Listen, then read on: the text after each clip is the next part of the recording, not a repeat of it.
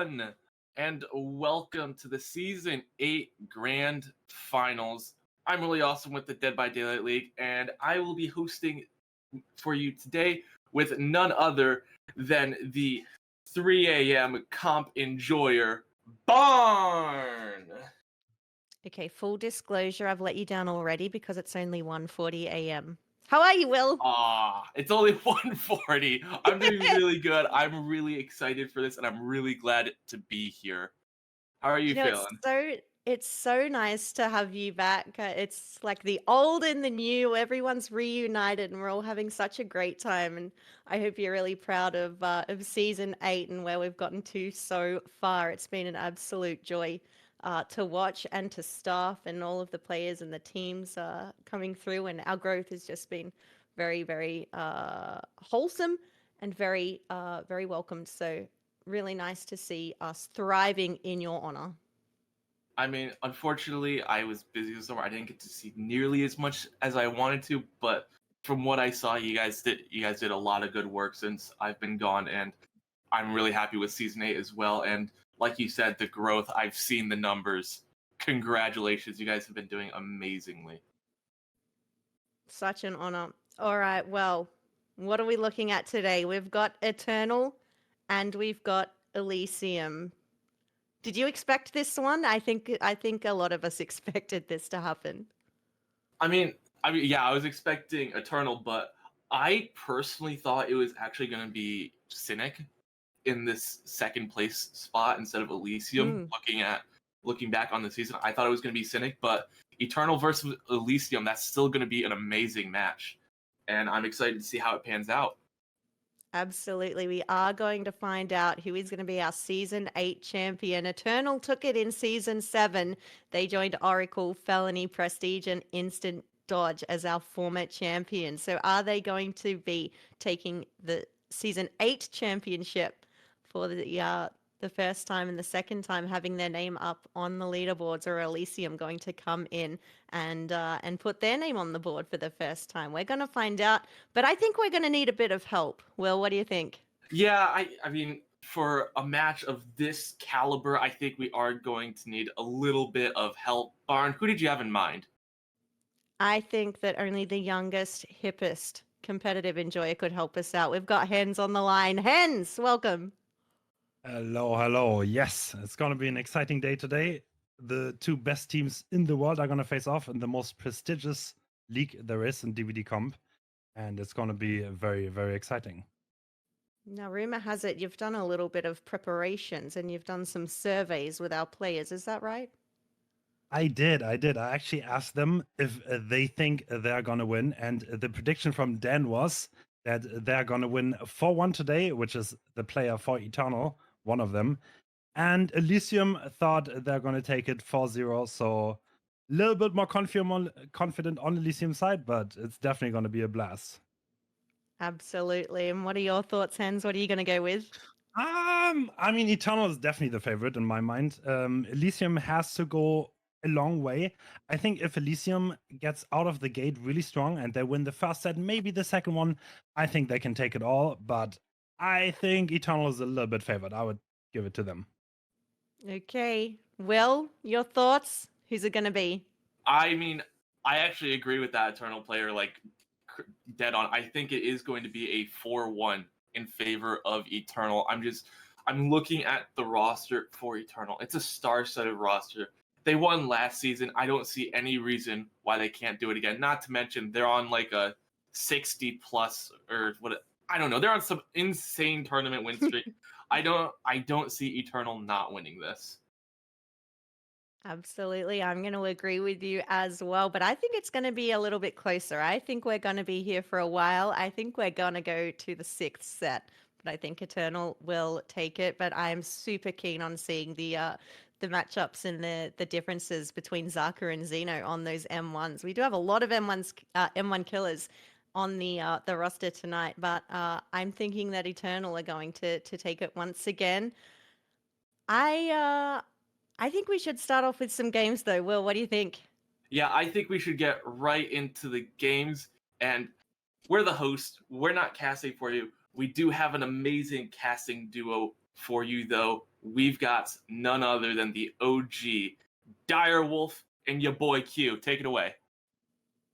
Thank you so much, MissBarn and Hens, and welcome everyone to the Season 8 Grand Finals. And with me, they mention it, the one and only, my partner in crime, where we all started this off.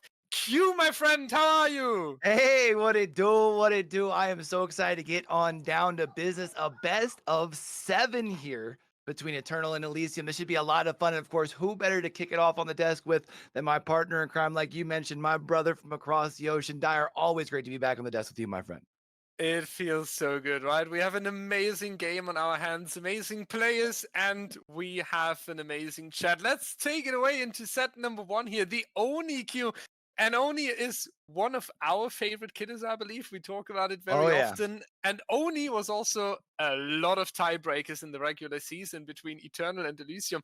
And we use this one on the Cold Tower to kick it off here. Now, Oni, I love it so much because it's so important to play a wonderful early game, right? And if you do make the first mistake, it can all just backfire on you and potentially decide the game in the first minutes.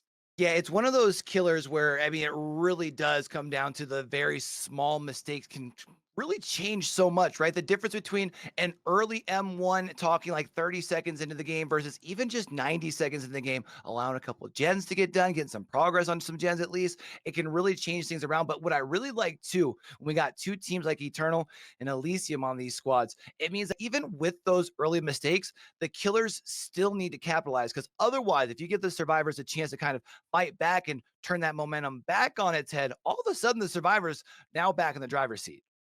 Yeah, that's the big thing, right? When you do get a little bit of an advantage, which will already be difficult enough today, you need to take the next necessary step. And the survivor teams we have here, they have shown us brilliant strategies coming back from For the People plays, switching an obsession last second to prevent a Mori with Rancor or something like this. Like, whenever they are coming in, a game can still make a turn, even though it looks really, really tough for them. So the Oni is, for me, a killer that is kind of setting the tone, because I do feel like if you lose the Oni in the beginning, you have lost a little bit of who's the better team in organizing an early game, organizing a reset, and potentially also playing just perfectly on the mechanical mind game side. So I see the Oni not only as the opener set and as an important set point number 1, I also say it sets a huge sign for the rest of the grand final. Yeah, I think also too, because we have seen both of these teams, more so I am thinking Eternal in the back of my mind, of being able to really, I mean, starve good killers of hooks on Oni. Like, we've even seen them 0 and 1 stage team. So if it's one of those situations where it's a big discrepancy on one team score and the other on that momentum, especially on a killer, like you said, that really does kind of prove which team's survivors kind of have that better mechanical macro play kind of all together wise, you kind of set yourself behind, and then you move into a killer like the Mastermind, which it kind of is a different sort of beast, right? I mean, you talk about now a killer who consistently now has the ability to quickly move around tiles and to be able to deal some damage, and also has some things we kind of have some other things that take in mind, like the sprays. When do I use them? Where do I use them? Things like that. It kind of adds another layer on top. Absolutely, yeah. And it's important to mention here that there's a huge line of Zaka playing today on the side of Eternal. And for Mastermind, we do have Nightlight coming in. Nightlight, usually, I'm going to say just the Nurse player. And I mean, the word just is quite unfair in that sentence, because it's Nightlight Nurse, one of the most terrifying killers we have ever seen. But he really picked up Mastermind, and he enjoys it. And it's a big sign, right? If Zaka, who's usually taking the other killers, the more M1-based mechanical killers, and then you say, no, the Mastermind is Nightlight's expertise, his special field where he focused on. That's a big set I'm looking forward to. And interesting enough, it was that in the picks and bans, we have seen that the Mastermind was not even considered to be taken out by Elysium. Even more so, they picked the Mastermind. So they knew about picked him early, like literally your first pick. That was honestly probably the thing that stood out to me the most, Dyer. Yeah, because it's basically saying, hey, we know you have a great player, but we don't Right. really care. We are stronger, right? It's definitely an interesting take because I do feel like if you're going to take down Eternal, I do think you've got to take the wind out of their sails a little bit, right? So if there's any better way to do it, it would be to go, hey, you know what? I know this is a killer that you're strong on. Not only am I going to wait until the end, even though we will talk about that last set, which we just mentioned, obviously, Nightlight very strong on, but to be able to say, hey, in set number 2, we're going to pick one of your stronger killers and we're going to take that set to make sure that we're able to prove a point early. And I like that confidence coming from Elysium here. Absolutely. And talking about confidence, set 3 and 4, I'm going to summarize a little bit here because we do have Zaka versus Xeno on the killer side. We have two killers, Doctor and Demogorgon, coming down again to mechanical skill, to looping, to right timing on the killer side, either with the shocks or judging when can I go for a shred attack. On the other side, we will see a lot of body blocking going on potentially. We see a lot of important resource management. We have seen in the past that these teams are early taking body blocks to keep a pallet alive for later on in the game. So it's a matter of the strategy within the team. And Zaka versus Xeno back to back on set 3 and 4 is a big showdown to me in the middle of the grand final of who's the better killer when it comes to mechanical M1 play. Yeah, you know what? I mean, I have always definitely been a big fan of Zeno, but when we look at the killer on the other side, I have heard that Zaka, is quite the monster as well. So definitely should be very interesting to see how these sets here truly do break down. And I think it's where, when looking back at kind of how our hosts, when they're talking about their predictions here, this is where you could potentially see that if Eternal is able to really seize control, I can see them ending this thing early. I do think this is going to be one of those where we do see a 5th, 6th, maybe even hopefully even a 7th set. But if either team is going to really try and shut this thing down early, it has to be in sets 3 and 4. Yeah, right. That's where you get the important set points where you can bring yourself in the position of having an advantage and putting the pressure on the other team so they are in the position to gain the set points back. And then set number 5, which is like a crucial point potentially because one team is going to be towards that 4th set point you need today. It's the Wraith on the Dead Dog Saloon, a killer that has surprised us like no other in Season 8. The Wraith has a range from almost getting 0 staged to 4King on 3 gens remaining. It can all go wrong, it can all go great, and it doesn't even seem to be consistency on the top teams. Even the top teams sometimes have a great play on the Dead Dog Saloon, sometimes they are absolutely falling apart. Do you have an idea why it's so wild, and also how this is going to impact the grand finals since we see him in set number 5? I don't want to be the guy that says RNG, right? But I do think when we look at Dead Dog, as someone who very much loves going out to the wild, wild west, I throw that offering up very often. But you can sometimes get some very fun, especially on that cactus field sign. You can get some fun gen setups where it's not only just the 3 over there, but then you include one in the streets by water tower, sometimes even one on the backside by water tower. And then if you have a killer who then has that mobility when they're cloaked like a Wraith, you can, and especially at the higher levels, you have killers with that type of play that can really punish you if you don't take care of it early, if you're not able to identify it early. And I think because those gen set spreads on that side aren't always necessarily common, sometimes our teams get very much into that regiment and they don't notice it until it's too late. That's true, yeah. And this is once again kind of fitting towards the Oni opener, right? Because when you do put yourself in a good position with the Wraith, you still have to capitalize on it, take the next steps. So what we see when you put yourself in a good position from the killer player is basically circling us back towards the early game. And this is interesting, right? Because we are not operating in the highest tiers here in this grand final until season 7. We have the Slinger in set number 6. Yeah, he's strong. Yeah, a Doctor can be strong. Yeah, Mastermind can be strong, but we are not seeing this artist blight spirit. They are staying away from it. It's a mechanical grand final. It's a grand final that is bringing it down to who's playing the better early game, who's taking better body blocks, who's doing better coordination.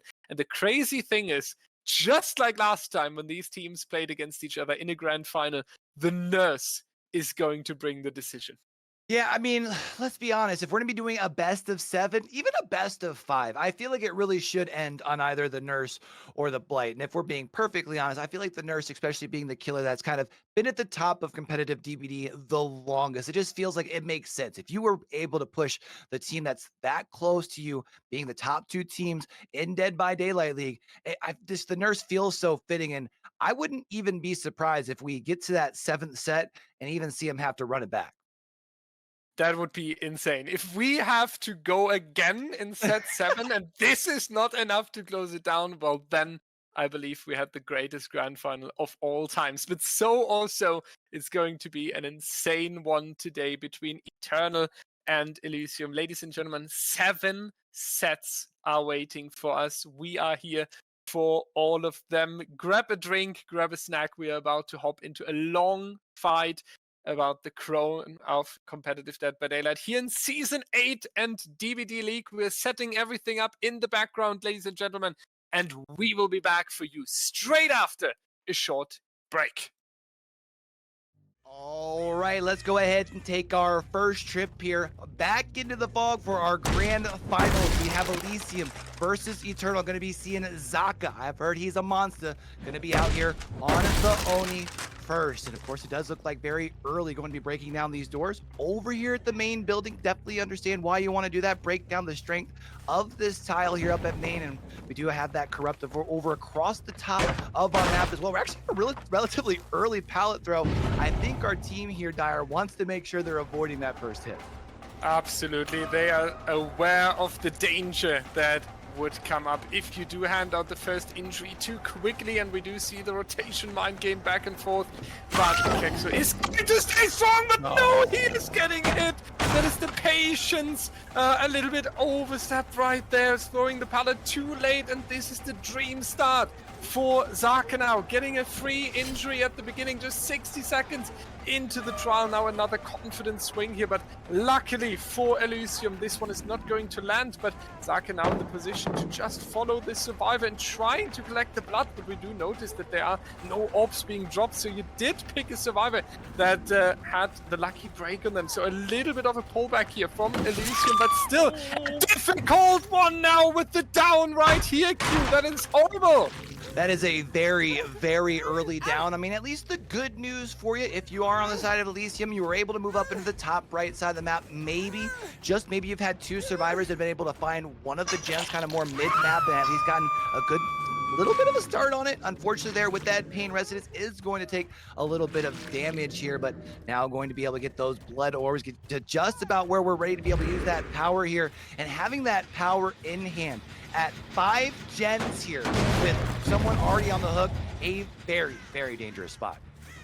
Very dangerous right at the beginning here, and Zaka will keep being dangerous with the power available. Definitely going to be a difficult save right here. They need to make the tough decision if they do want to go for the save, or maybe prioritizing the generators here. We do see a little bit of progress in the mid-section. Zaka rotating between the gens, has a few of them around the hook, so also a luxury position to be in here. Doesn't spot anyone just yet, so he does circle more and more towards the outside. We don't see a survivor coming in just now, but just at the generator here with a good calculation actually with the difference distance towards the pallet right there, staying in safety. Now Zaka staying around. This one catches the Claudette, and I do believe this is the time where we should see the save, but no, Kexo is going into second stage.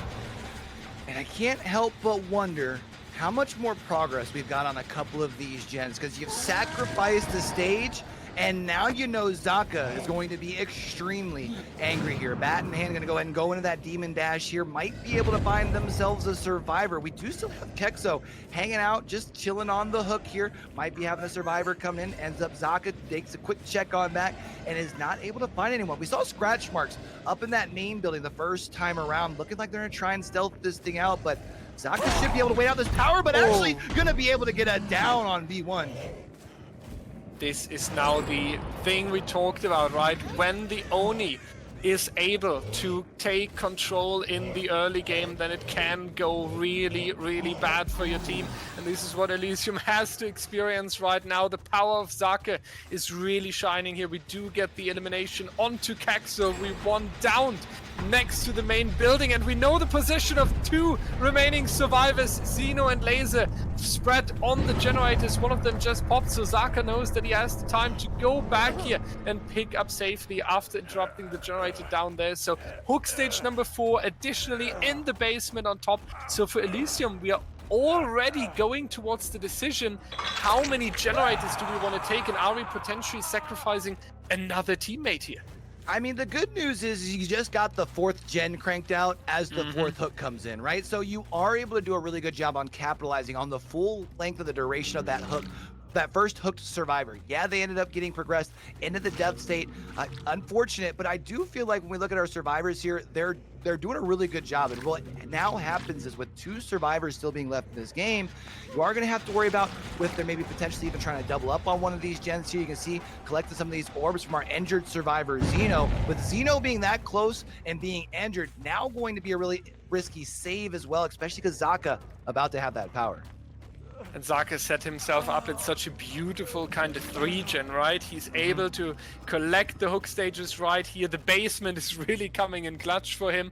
And then the 2 generators located left and right from the main building are really going to help him. He has the mobility now as well, so Xeno needs to be way more careful when going back towards this generator here. But we do see that Laser rotated into the basement here. They will force the locker grab. V1 is going to take it. Laser will make it out of the basement here. There's no decisive strike, so that means rehook right there. So the only thing you really got was a little bit of time waste from Zaka, but hopefully Elysium can make it work and put the progress in here. We do see that they are on their work, that they are getting the work done that is supposed to be seen. So with this save, once again, we might actually enter the end game soon.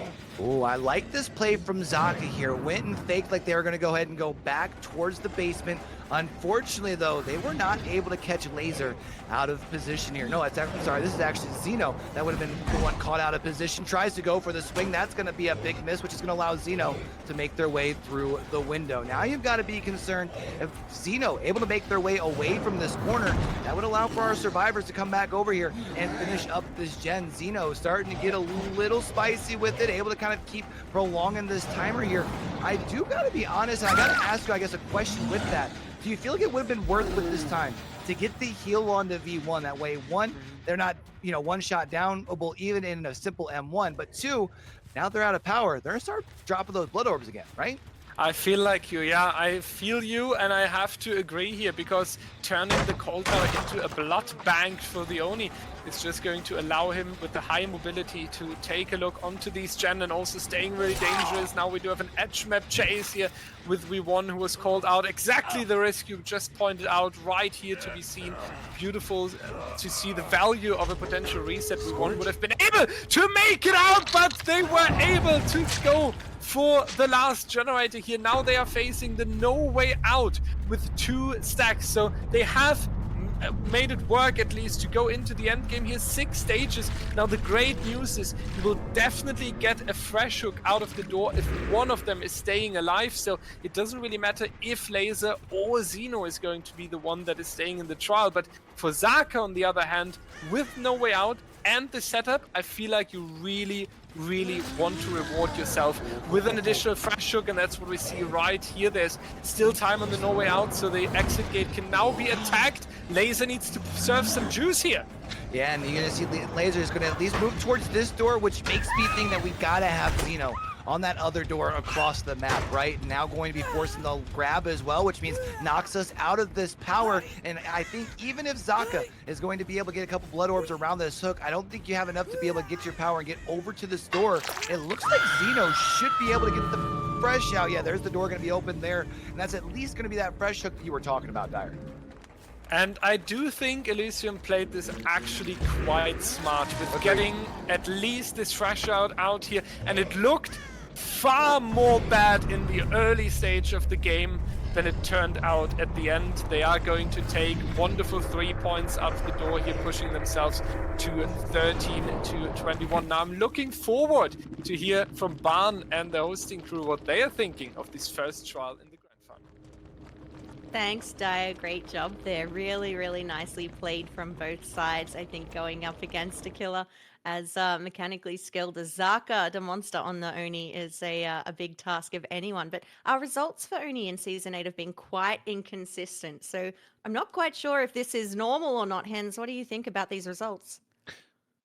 That was a pretty good game from Zaka. That was definitely above average. He got that hit extremely early and he snowballed it. I think Elysium did very well to come back here. And, well, they got one guy out that wasn't hooked at all. So that is a manageable win condition, but definitely extremely hard. Absolutely. So the strat going into the next game, you would think, is delaying that first hit, right? Absolutely, yes. You want to delay the first hit so you can get maybe one gen done, and then you're kind of set because the Oni is going to be slower than this game. It's just an unfortunate thing that Kexo got hit through the pallet, but yeah, Eternal definitely wants to prevent that now. And what perks do you think we're looking at? Is that is there any type of build that we should be expecting to see here, or do you think it's a bit of personal preference? Because we have seen in the past some people bringing chase perks, some people going full slowdown. I would expect something very aggressive. At this point, you kind of need to have a very good game. You need to get your downs fast. Maybe Pop. I would definitely expect Pain Resonance and Corrupt. Pop could be a thing. Brutal Strength is very good on Cold Hard to get rid of the pallets early. Yeah, I think that would probably be the build. Okay, well, I don't know about you, Hens, but I'm ready to see what they're going to bring and how top tier your analyses are. So let's we'll take a short break and be back with you in a moment with the next Oni match. Ladies and gentlemen, we are back for the second trial between Eternal and Elysium. Elysium on the killer side now, with Xeno on the Oni, and you better find the first survivor really, really quickly, and you better get an injury very, very soon to keep it up with Zaka's pressure from the previous trial. Here we do see that Xeno is trying to scout a survivor in the corrupted area, was checking at the lockers, we're trying to make a potential survivor who's hiding in there, panicking, and we do see the notification in the distance. There was actually someone hiding around. Xeno is now going to probably curse about not opening the locker. Ace is going to leave the area as well. Dan having a good eye on Xeno here, and that means that 60 seconds are now elapsing without any pressure on the survivors so far. Actually, never mind, I spoke too soon. It seems like we found the first survivor, but Q, this one needs to be an injury very, very fast. Yeah, it needs to be an injury very quickly here, but you are working around a little bit stronger of a tile here, right? I mean, if you're Xeno here, you've got to break this pal. There's really no mind. Are we going to try and mind game this thing? We shouldn't, right? Like, I feel like, especially knowing we're over a minute into this trial, we've got 3 survivors that got to be somewhere else, just trying to already start working on these gens. Xeno, do me a favor, big dog, just kick the pallet, my guy. Yeah, it would be at this point a good solution, but Xeno solved it. Bubazavra is going to take it. We are calming down again, but maybe later on this pallet is going to be quite good for our survivor team from Team Eternal. Not dropping this one as well, knows that he has enough distance to make it towards the window, and we haven't prepared this main building yet. A difference to what we have seen compared to Zaka in the previous trial. Xeno now with the difficulty here trying to catch up to the survivor, but gets the power. No generator just yet, so the high chance to take it down here. Yeah, and the good news for you is you were able to take that chase up on the top side of the map, even though the top side of the map was uncorrupted. And the reason that is good is you were able to kind of at least put some passive pressure on it. We know the one up in that top right corner wasn't worked on. Oh, gonna be able to catch Nightlight here before they're able to make the vault as well. And there's that down that you were talking about there, Dyer, to be able to get it over on this side of the map. Knowing that we had 2 of those corrupt generators over here that are really close together on that bottom side of the map, we also know that this generator that Nightlight was running from has a decent amount of progress as well. I'm guessing we're taking quite a trek over to this hook. That way it's gonna be that Pain Res, which should pop off there. And also, now you can kind of control these gens. I really like that down, Team.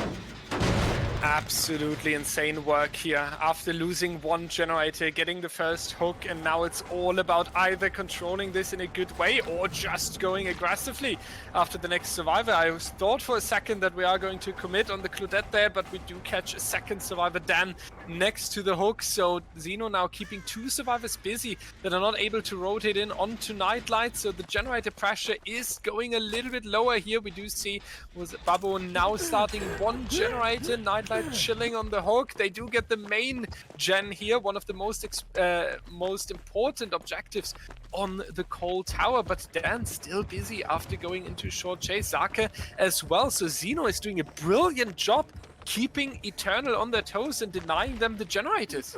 I mean, we do have two done, right? But that is only one more additional gen since basically the down. So I would agree, a good amount of progress here. And I wonder here, now that we're about to see that second stage forced right there on the Nightlight, how much more progress did you get out of those generators? Because we didn't see Elysium when they were on the survivor side. They let a player progress all the way to the death stage, but they were able to pay off for it with some generator repair. Now here, they're just going to go for the save. We've actually put it up into this top right-hand corner. Oh, now we break the pallet and allow Bubba's over here to go ahead and build some distance as well, going back over this top left side of the map. And now the question becomes, how much time can Bubba's over stay on their feet? And this is a very important chase as well, because if Xeno would get here the down very, very soon, that would be horrendous for Eternal, but Wasawa doing a good job pulling away from the generators that are currently attacked. Xeno realizes that and uses his calculation to realize, I don't have the time at the moment to go for this chase here. So there we see the tactical impact this Cold Tower match has on the Oni. You always need to calculate how many seconds are they taking from me for the generators and how much time do I have. And this is the second time in a row now he needs to pull back from a chase, and slowly you do need the pressure. So having the power available now, Q needs to bring some outcome. I feel like here, because you've hesitated twice, it almost feels like you've got to slug off the first down if you get it very early, because you have a lot of extra time into these generators. We are going to see that Shack pallet gets thrown in that comp style there, nowhere near the actual killer itself, but you can kind of understand, man, he's got that bat and he's angry. But now the question is, can you work back on this corner and keep things going? He's going to step through with the strong leg, though. Going to be able to get Nightlight down. We saw two generators pop in, or at least we got one that had popped off. We now only have one left. The question is, how much progress is into these generators? Because this one here, this thing's a knock and getting ready to get popped. Absolutely, they are putting the pressure up here, and I wouldn't be surprised if there's someone hiding here next to the generator. We also see the one on 11 would be called on the left side of main building is going to be very far and unreachable for Xeno here, so you can only pray that this one isn't ready to go either towards the end game here. Nightlight is going to take the next hook stage, but then we have 3 other survivors still in the trial here. We have 1 stack of the No Way Out so far, so not too much time we are gaining there for the end game. Just 24 seconds are going to be added here towards the end game, and this generator seems to not be ready just yet. Never mind, there it is. They're sacrificing a few additional blood orbs, but that's not even going to be enough to go for another power. 24 seconds immediately triggered at one of the exit gates as well. The Shack being a strong tile, so Eternal looping themselves towards the first set point here. And this is what I was talking about here, Dyer. We have seen Eternal do this time and time again. Take a team like Elysium with the killer, like Xeno, that we know can perform at the highest of levels and still be able to deprive him of so many hooks. Now, of course, you're going to have to break away from this chase. Hope that it is this door that they are on, because he does not have enough blood orbs to get the power. That's here now, but now you've got to make the right decision, because if he goes over towards this door and they open it, then they might make a hatch play here. Dyer, this might be another hatch play. Oh my god, this is Eternal pulling it last second. Yes, no, the answer is no.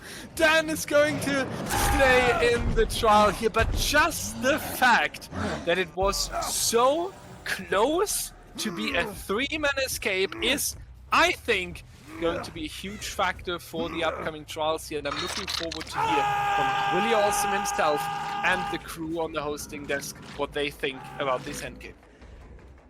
Yeah, so thank you, Dyer. Great job with the cast, and great job to Eternal coming out strong there. And I'm gonna be a little petty. I was ignored last time on the hosting desk. But my first question is, we had that locker play early on from Eternal. Hens, what do you think changes about how this game is played if Xeno checks that locker and finds the survivor? Absolutely everything. I mean, if he checks that locker, then he's in a winning position. Hiding there was crucial, honestly, to deny him a good early game. And yeah, well, you could just tell Xeno was just a tiny bit slow on the early game. It took him longer to get going with the power, and then he was running behind, and he couldn't really catch up anymore. So it depends a lot about the pacing on the early game. And so, something I noticed, the difference between Zaka's build and Xeno's build was Xeno brought the Bamboozle.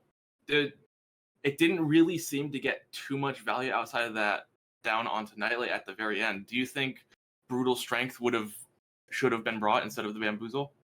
It's kind of a style choice, honestly. Bamboozle can help you if you want to get rid of the Shack Pallet very quickly, or just ignore the main building for one loop. It can be really good. It's a bit of a style choice. They have their advantages both, and I wouldn't really say one is better than the other.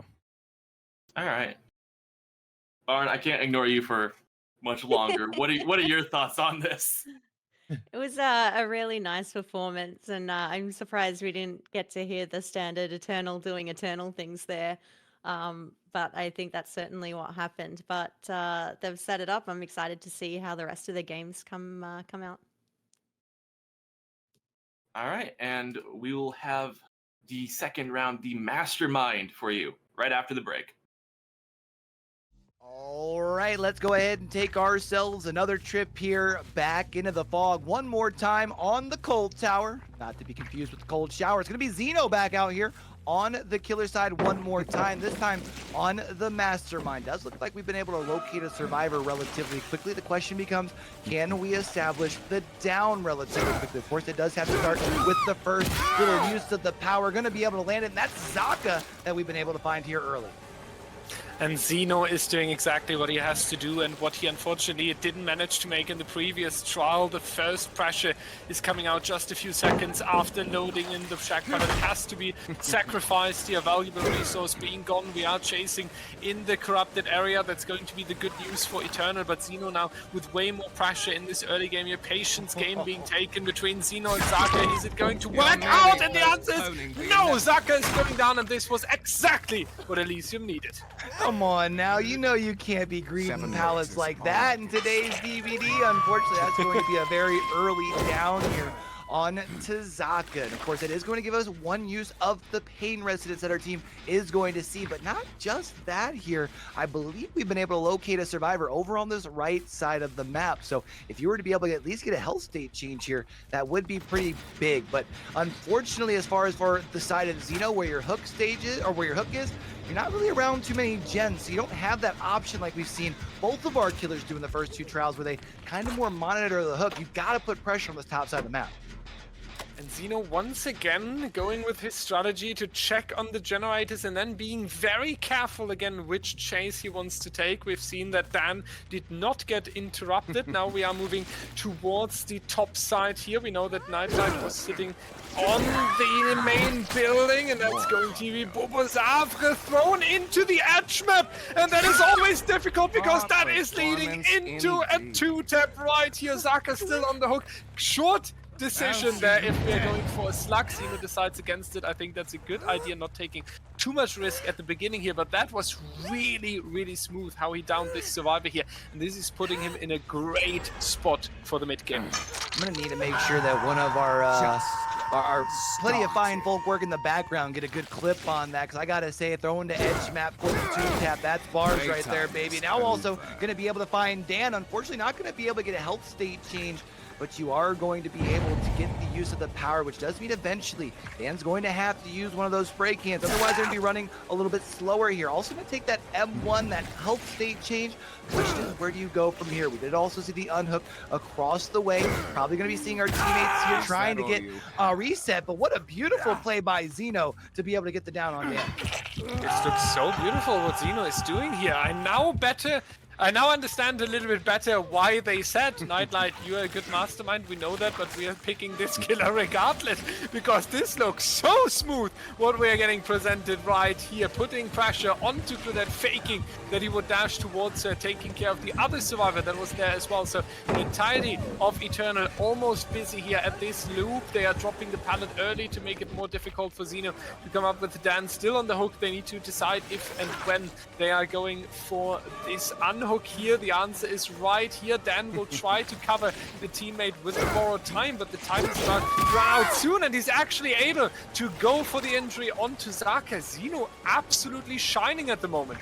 Yeah, I was really concerned about how Xeno here was going to be able to respond after this the last trial, right? I mean, having to come back against the same survivors on the same map, nonetheless here, and instead really been able to come up with a big response. We do see a pallet gets thrown here at main, prolongs this chase a little bit, does make Xeno decide to drop chase. The question is, can you be able to get another down here quickly? We've seen some indecision from Xeno in the first set of trials, which didn't really lead to much this time around. Seems to be able to play the am I coming over towards you, am I not deep enough to be able to catch some players out of position. That missed, but did a good job of taking up pallet space. And it is actually resulting in the down onto Bubble here. We saw a survivor being close. That should be enough for the pallet save by the team Eternal. Really, really great job right here, punishing it with another generator. And this now takes so much pressure from Xeno, who has 3 injured survivors across the board. Nightlight, the only one healthy right now, was about to collect hook stages, was about to start dominating what's going on the call tower. And now he finds himself in another chase, getting time taken from him, needs to take a look onto the generator. So things are falling apart after this pallet save. Yeah, I mean, it looked like you were able to get yourself another down, and then there all of a sudden, as you're lifting up from picking up your player, another teammate from Xeno jumps over and says, drop it. And now here we're in this situation. You even got a fresh player here from Nightlight trying to get the body block, making sure that you aren't able to get the down. Now you're just lunging out into nowhere. Good job here by Dan to be able to make it to this tile as well. We have a pallet to be able to work around here to be able to prolong this chase, and the pressure on Xeno has really got to be building up here. Next injury, talking about the pressure, now the entirety of Eternal is injured, and they need to watch out what they are going to take. This is a relatively unsafe tile, so that's going to be the dash forward. Xeno with the patience here is going to bump this Bubosavre into a very big hitbox of the tree there, but we are used to it from behavior on the Mastermind. Sometimes you need to be a little bit generous there on the side of the survivors, handing out the downs. This is going to be another pop kick as well, so slowly Xeno is going to pick it up. The only thing I'm worried about is the question if it's maybe a little bit too late after that pallet save that has come through. We do hear the pressure on the Shack generator as well. At least 25% are progressed right here, but Xeno with a big move to interrupt the reset, and that's going to be very punishing for the survivor team. Yeah, as I say, this is huge, especially because you mentioned the interrupting of this reset back here. Everyone right now in this trial is injured. So yeah, you could be looking down that bottom left-hand corner of your screen and say, hey man, we've only got 5 hook states. Where are we at here for Xeno? But you do have the potential to really snowball some pressure here in the late game. We're also going to hear that sound notification. Can't help but wonder if maybe that's a missed skill check. Someone having to pull up off the heel to actually go back for the save. Anticipating this down here onto Nightlight, especially now our 2 players are going to be hooked on opposite sides of the map, really causing our team here to have to spread out, and they are no longer at this point focusing on gens. They're just focusing on staying alive. Focusing on staying alive, busy with resetting, busy with unhooking, busy with finding shelter, because Xeno seems to be everywhere with his killer at the moment. He's doing this great mix once again that didn't really work on the Oni set, but here now we see the strength of it. Going for a hook, guarding the hooked survivor, then randomly, out of nowhere, unpredictable, switching towards an aggression on the map, going to explore, trying to find the survivor, and he's doing a really, really good job in keeping Eternal on the toes and keeping them busy in what they have to expect next from Xeno. We do see Bubosavre going into chase on this filler pallet right here. It is still right there, but the second dash might be able to get him. The answer is no, but he vaulted. But Xeno decided for a dash. Now Bubosavre took some time here. I do think that requires the rotation from Xeno, but Eternal not looking like they are in control anymore. No, if I gotta be honest, I feel like right now Eternal is playing extremely confident, which at times can be very good, but right now the risk isn't worth the reward, but a beautiful cracker there to be able to get the blind on the back side of Shaq here. But we are playing laps here around Shaq here, a generator. That is a knock-in. The question is, are you going to be able to finish that? I think went to go try and do something fancy on the gen instead. Gets grabbed here is Dan, and I'm pretty sure that generator behind us is the one with the most progress. Nope. Actually, never mind.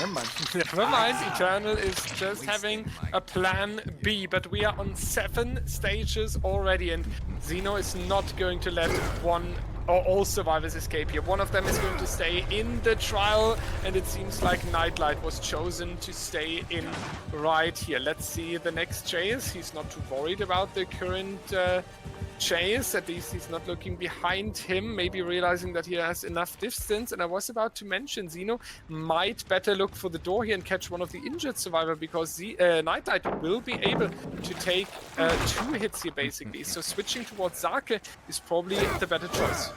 Yeah, unfortunately got caught up a little bit on that tree there. I think otherwise would have been able to land that.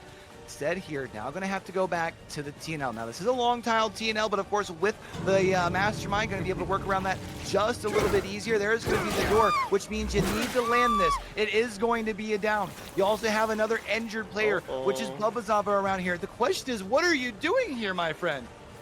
Absolutely. I think the plan was that Bubazava is sacrificing himself in order to take less stages, but now they are in the difficult spot that they might go both down here as well. Nightlight will potentially pick up Zake, so Zeno needs to, on the other hand, watch out that he's not taking too much risk. And now Zeno, on the other hand, is running after the survivors again, and then decides that Bubazava is the better one. So this end game is turning into an absolute chaos, but I think we now have the agreement Zeno is going to chase Bubazava.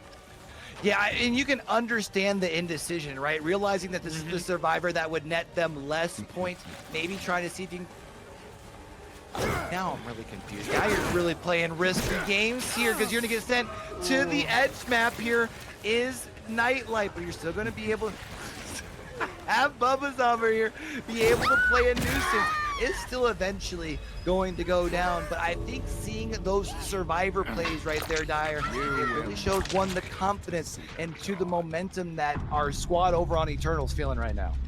And once again, the end game is the big thing to discuss right here. I do believe we had a very valuable survivor downed. Zeno decided to go for the slug. There's nobody better to analyze this than Barn, Will, and Hens. Take it away. Thanks, Dyer. Okay, the end game was something, but can we talk about the egg for a minute? Because this is the first competitive egg that I've seen, and I think we need to take a moment. I think we need to take a moment to talk about the egg, right? Because the value. We've seen the gloves, we've seen the crank, we've seen the unicorn medallion, we've seen the beetle. I feel like everything we've seen except the egg, and this took Eternal by surprise.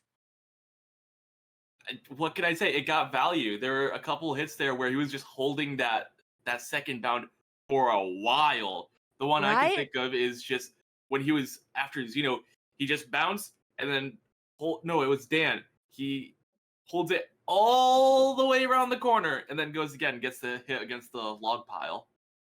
And this is a popular add-on in pubs, right, Hens? We always call out the egg in our public matches, Absolutely. and I know that a lot of pub players think that it's the best. Are you surprised to see it here in esports?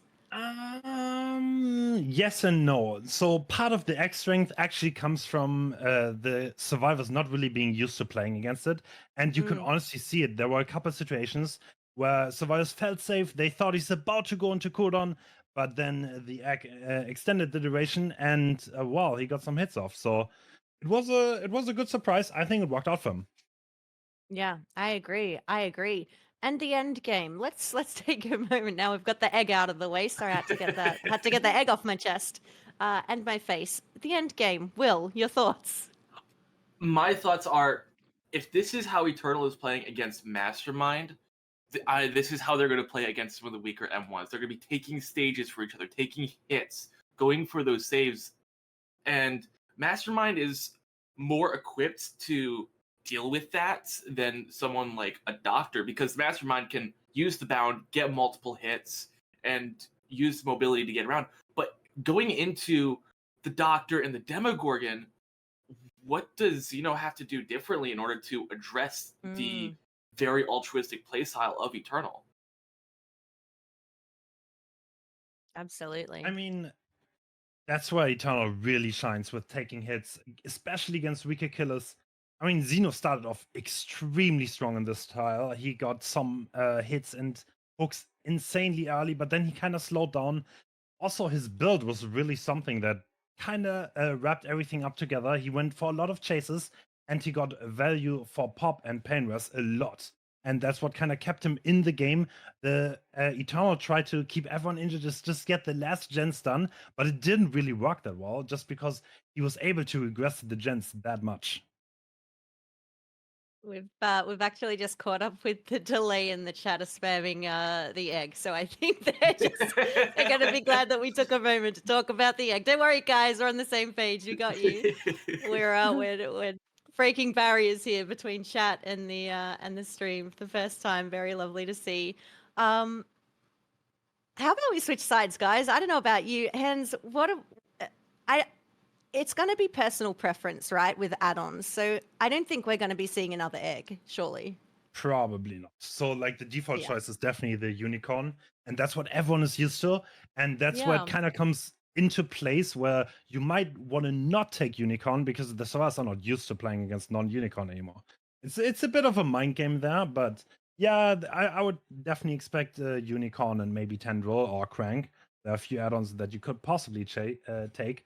But it's going to be really hard for Zaka. This is kind of like a reverse of the Oni set that we had, where the first killer had a pretty strong start, and she got a decent result, and now Zaka kind of needs to at least match it, so it's going to be rough. All right, well, let's take a little break here, unless Will's got any more questions. Nope, I'm all good. Let's head it to a break, and we'll be back with game number 2 of this Mastermind set right after. Welcome in, ladies and gentlemen, for the decision of the second set point on the Mastermind, and now it's going to be Nightlight showing off his killer and trying to catch the first survivor in the corrupted area. We see one of them on the left side of the main building, but not in the interest of Nightlight. More important is the survivor that was just about to rotate towards the generators. He was around here, maybe hiding in a locker. We've seen that this worked out earlier, but the mind games are working out. Nightlight is getting a little bit bamboozled here, finds additional scratch marks next to the main building. So the first 45 seconds are definitely owned by Elysium here, doing a good job spreading across the coal town, not being caught too early, but there is going to be our first chase at the shack. You see, moving their way back, got the quick mind game here to try and see if they can catch the survivor out of position. Going to be able to do just that. Quick slam here against the wall. Going to be seeing that pallet thrown with breakfast abandoned. Welcome to Comp DBD. Now we're going to be also seeing that survivor making their distance here as well towards our next tile. Got our little ornament tile that we might be able to make some room, make some plays here around. You can see doubling back by Nightlight though. Really good job to be able to get this read just right. Steps through. I don't know if he'll be able to get this before the pallet. Actually anticipating the pallet. Really good play by V1 here. Absolutely, yeah. V1 was doing really, really well here in reading the next move of Nightlight. Makes it back towards the shack. Another really, really good achievement here for him in this chase, but unfortunately, it's going to end right here. First generator coming out in exchange for the first hook stage. We do see that Nightlight brought the pain res as well, so we probably see a little bit of deduction going on the generators in the distance. 3 stacks remaining here, so we are aiming towards Laser Caxo and Xeno next. We do see that this generator over here is basically pushed down to 0, so great work by Nightlight. Yeah, I like this here, but I do wonder if that might unintentionally force all of our survivors, as we see 2 of them actually all 3 of them working on top side generators. And we do know how much our killers here in competitive DBD love to kind of set up on this top side of the map, especially on Cold Tower here. So you can see Nightlight slowly making his way up, I think trying to figure out what the move is here. You can see, going to break down this main building just a little bit. Not going to commit to going upstairs, though. Instead, going to check on this generator over in this top right-hand corner of the map. You found a survivor, have been able to get them here, but says, get stunned, stupid. Plus 10 wood added to the face. And that's now going to be difficult decision-making for Nightlight once again. Do you want to go for the commitment on this chase, or do you rotate towards the bottom side? The decision is the safety of the generators prioritized over a potential chase. We won going into second stage. That's interesting to see, because then you would expect that the Survivor team is providing some balance out on the generator side, which hasn't happened just yet, but a great juke from Zeno coming out, making it back towards the hook here, going for the unhook, but not allowed to do so. Second generator in the distance, but I feel like when we won, especially if he's dying, we need more generators than just 2. Well, there's going to be another one there for you, and I think that's what you were looking for. And, you know, if you remember back, I think we saw a similar sort of strategy used in our first trial, right? We saw the early hook, and instead you just bang out the generator's gonna be able to get the grab here, though. You're only gonna be able to do that for so much longer. Nightlight definitely gotta love seeing that we get the grabs and some of the last chances that our players here are gonna have to get them. Well, this is now going to be really, really tough for Elysium. Kexo now moving in is definitely going to take an injury here as well. One is about to die. I think he also missed one of his struggles. Skill checks there, if I heard right. Zeno is going to be taken towards the hook, and now everything is turned on the side of Elysium. The Survivor team really struggling. They do get generator number 4, but it looks way more difficult now when we're talking about reaching the end game. And now this is tough here. You've already got another player down here, right? And now you've got him on a hook. You've got a player injured as well. So the only one that's really safe to come in for the save at this point is Laser. And that's actually who you found up here in this top right-hand corner of the map as well. And for good reason, Nightlight going to go ahead and back down, head back towards this hook. I think was expecting Kexo to be moving in, but actually not the case.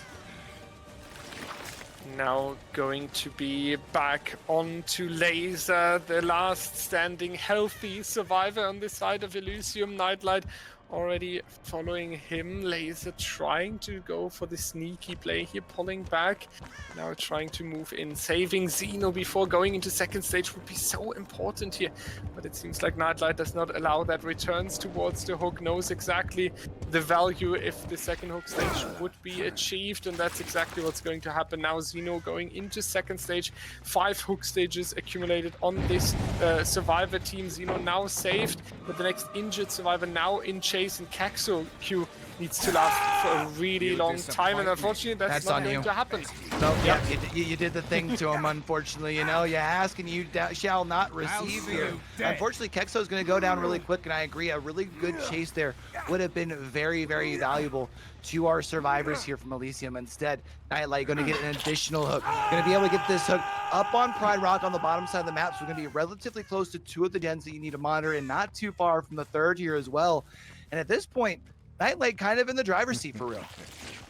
Absolutely, yeah. Especially after the hook grab here, Nightlight with control.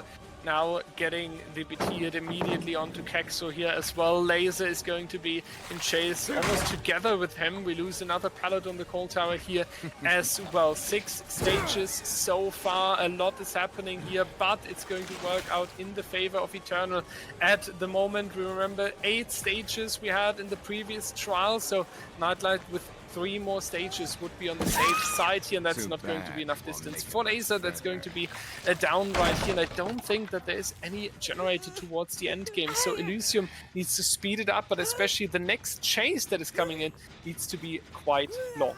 Yeah, this is pretty tough here. I mean, you mentioned as far as the gen progress. I don't know if we've got any of these gens where even if the 2 survivors... Okay, wow. That one was on me, so I did that one there. Although I guess they would have already put in the gen work beforehand, and actually, for good reason that they did not commit to the heal. We saw as soon as that generator popped, Kexo healed right back up to that full health. However, you and I see that little emblem on the right side of our screen. It looks like we actually had a survivor that just ran through the main building. So I think our survivors know about that, knows that our friend here, Nightlight, does indeed know Ed. The question is, are they going to be able to avoid finding out about Ed? Now let's see Kexo being quite alone here. We do see the cleanse of the Hex Totem, Nightlight being there. The big news is, Q, they need Laser. They cannot leave without him because it would be too many stages going into Eternal's favor. So they have to open the door, they have to go for the unhook, and they all have to make it out of here. That's the big thing that is coming in clutch, and that's going to be one hell of a task. I'm guessing they knew as far as that they need to get this save, and that's why you open the door ahead of time, right? None of this 99 and nonsense. I hope you pub players are taking notes. But yeah, now you're gonna have to move our way on in here, and the question is, how much time do you have? You can even see they're trying to get to this closer door. I don't know if you've got enough time to be able to full send that thing and then move in for the save, because this is going to require both survivors here. This is gonna be cutting it close, Dyer. Absolutely, yeah, this is going to be one hell of a task. What's going to happen next? Where are the Elysium survivors? Where are Kexo and Zeno? Are they going to move in? There's Ace, there's Claudette, Kexo and Zeno now going for the attack onto Laser. The final hook stage is going to be the deciding factor. There's the injury onto Kexo that allows Laser to take Zeno off the hook. We do see the immediate injury, but they have a long distance to travel. And Nightlight going for the dash here, trying to catch up with the distance. There's Claudette, they are going for the hatch play. Mag has quite some distance here, but is it going to be enough? You will need to dodge this one, but Nightlight able to do it, and this is a last second decision into Eternal's favor. Laser ready to go on the hatch, but Nightlight not missing this very, very important grasp here. There was so much pressure onto his shoulders here, not missing that one. I feel like it was a very intense moment, because if you miss that one dash, you basically lose the entire set here. So great work by Nightlight under a lot of pressure. Will, what do you think about the second set point being taken by Eternal back-to-back? I mean, I think it's almost expected. Eternal's been such a dominant force, and to see them perform isn't really a surprise to me. But getting into the in-depth analysis for this specific game, I've actually kind of a generic question that I want to pose to both my fellow hosts and our analysis Hens. So I mentioned on broadcast yesterday that I think that generally speaking, a specialist killer will be better than a generic, like an all-around killer when playing the killer of the specialist choosing. And because the specialist is more dedicated on that killer, I generally think that they're better. But I want to know your thoughts on that topic, because I think we saw a little bit of it here come into play. Yeah, Hens, you take this on and I'll agree with you. I generally think knowing what to do in the game is oftentimes more important than controlling your character well. Controlling your character well to a certain degree is definitely important, but you can definitely tell, like someone like Nightlight or Zaka or Zeno, they can play almost every character on the top level. And if you would list the top killers for a lot of them, you would have those three high up there. So like being able to make the right decisions at almost any moment is hugely important, and oftentimes wins out over people that have thousands of hours on the killer. But it also really depends on the killer. Someone like, for example, Huntress would be a famous example of Jordi Rex being an old school Huntress one trick that played a lot. He was definitely outperforming the general people because of his mechanical skill, but it really depends on the killer. I think it's really exciting as well watching someone who's a very mechanically skilled killer or specialist in the killer that they're playing. I always throw back to one of the first games that I casted with Dyer for DBDL, which was Brasslinger on the Suffo pit, and some of the shots that I've never liked Deathslinger. I've never liked his gameplay. I've never liked playing as or against him. But this game, I was just glued to the monitor, just to watching the shots that he was going for.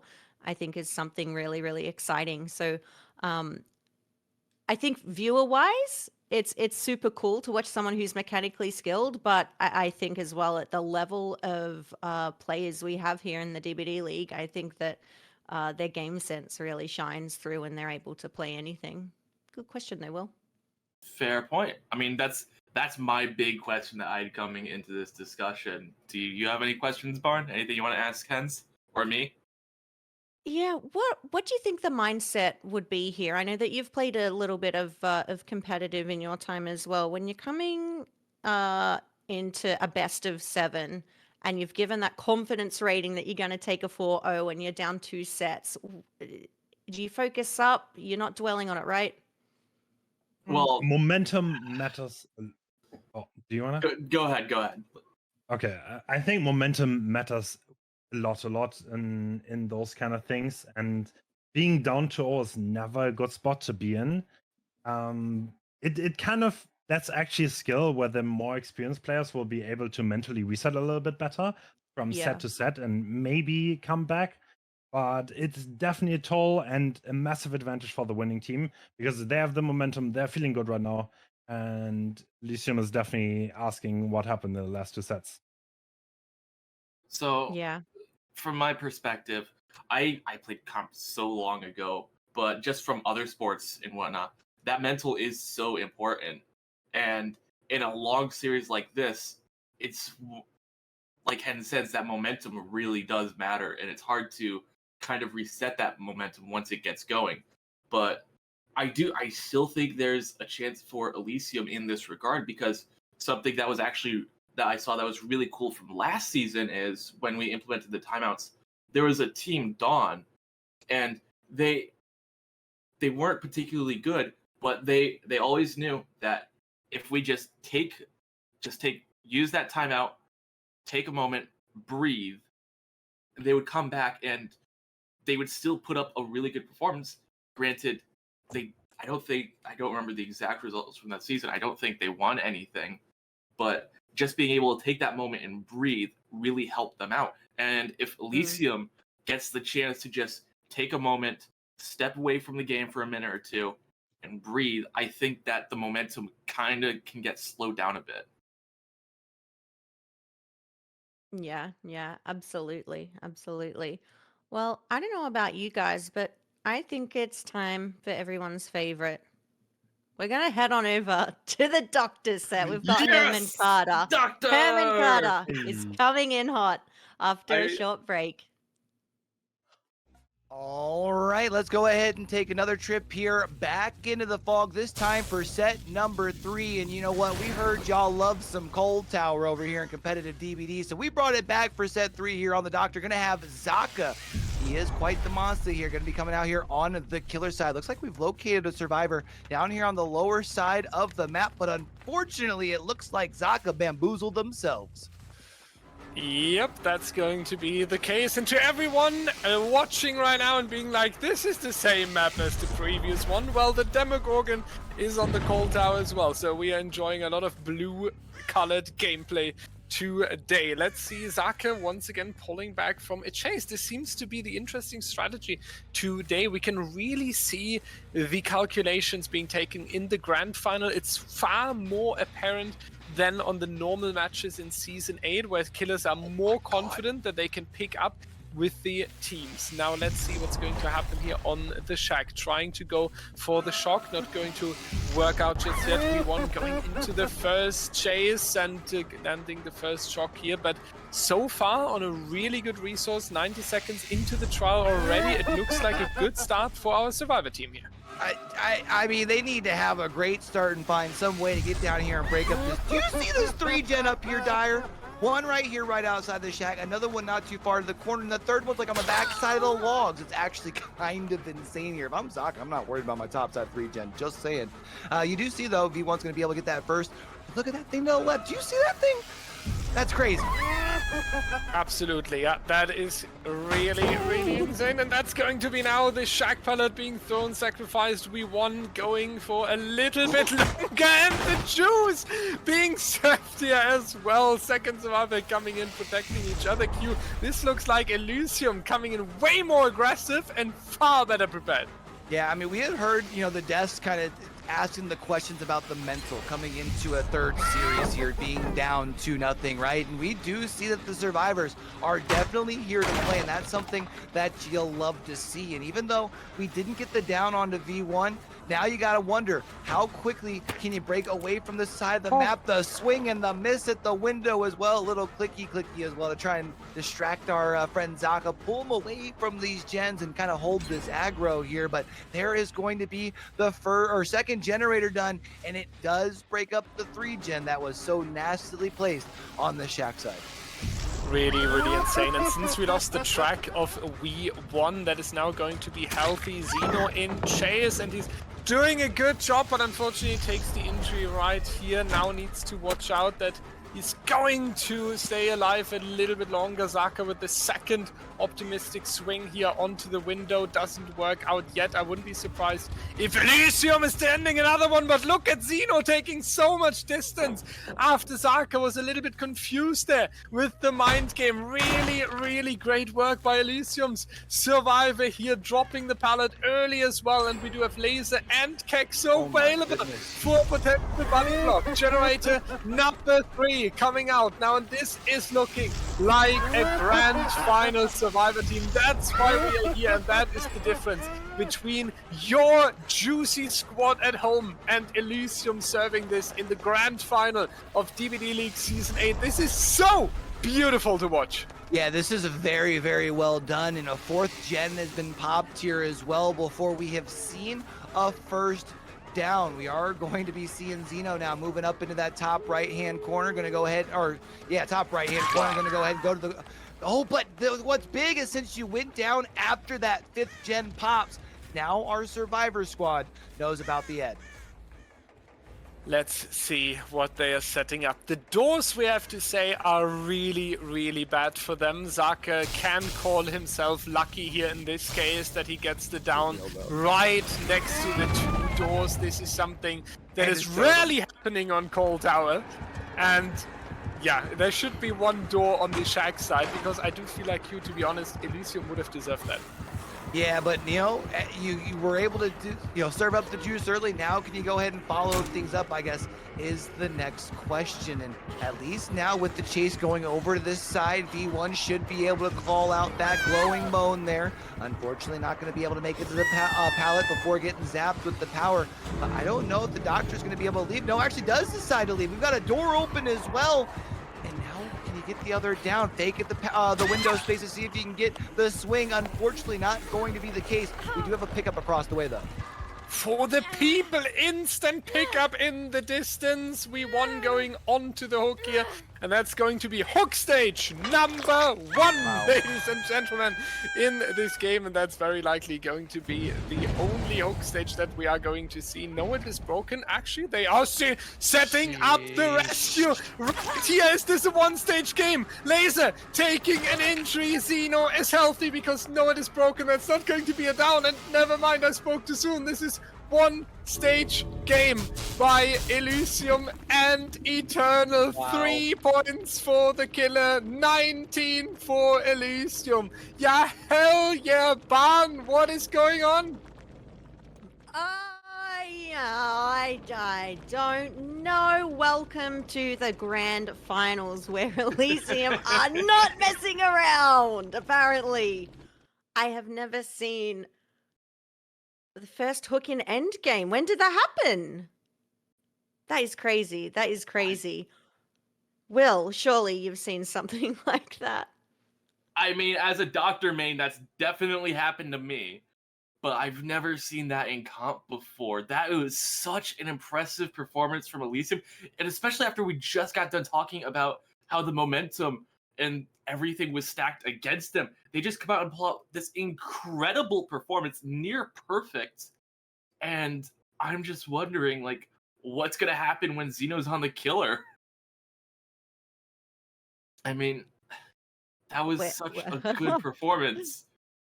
Absolutely, and I'm sure Zaka's feeling a little bit down about that performance. That's certainly not the gameplay from Zaka that we're used to seeing.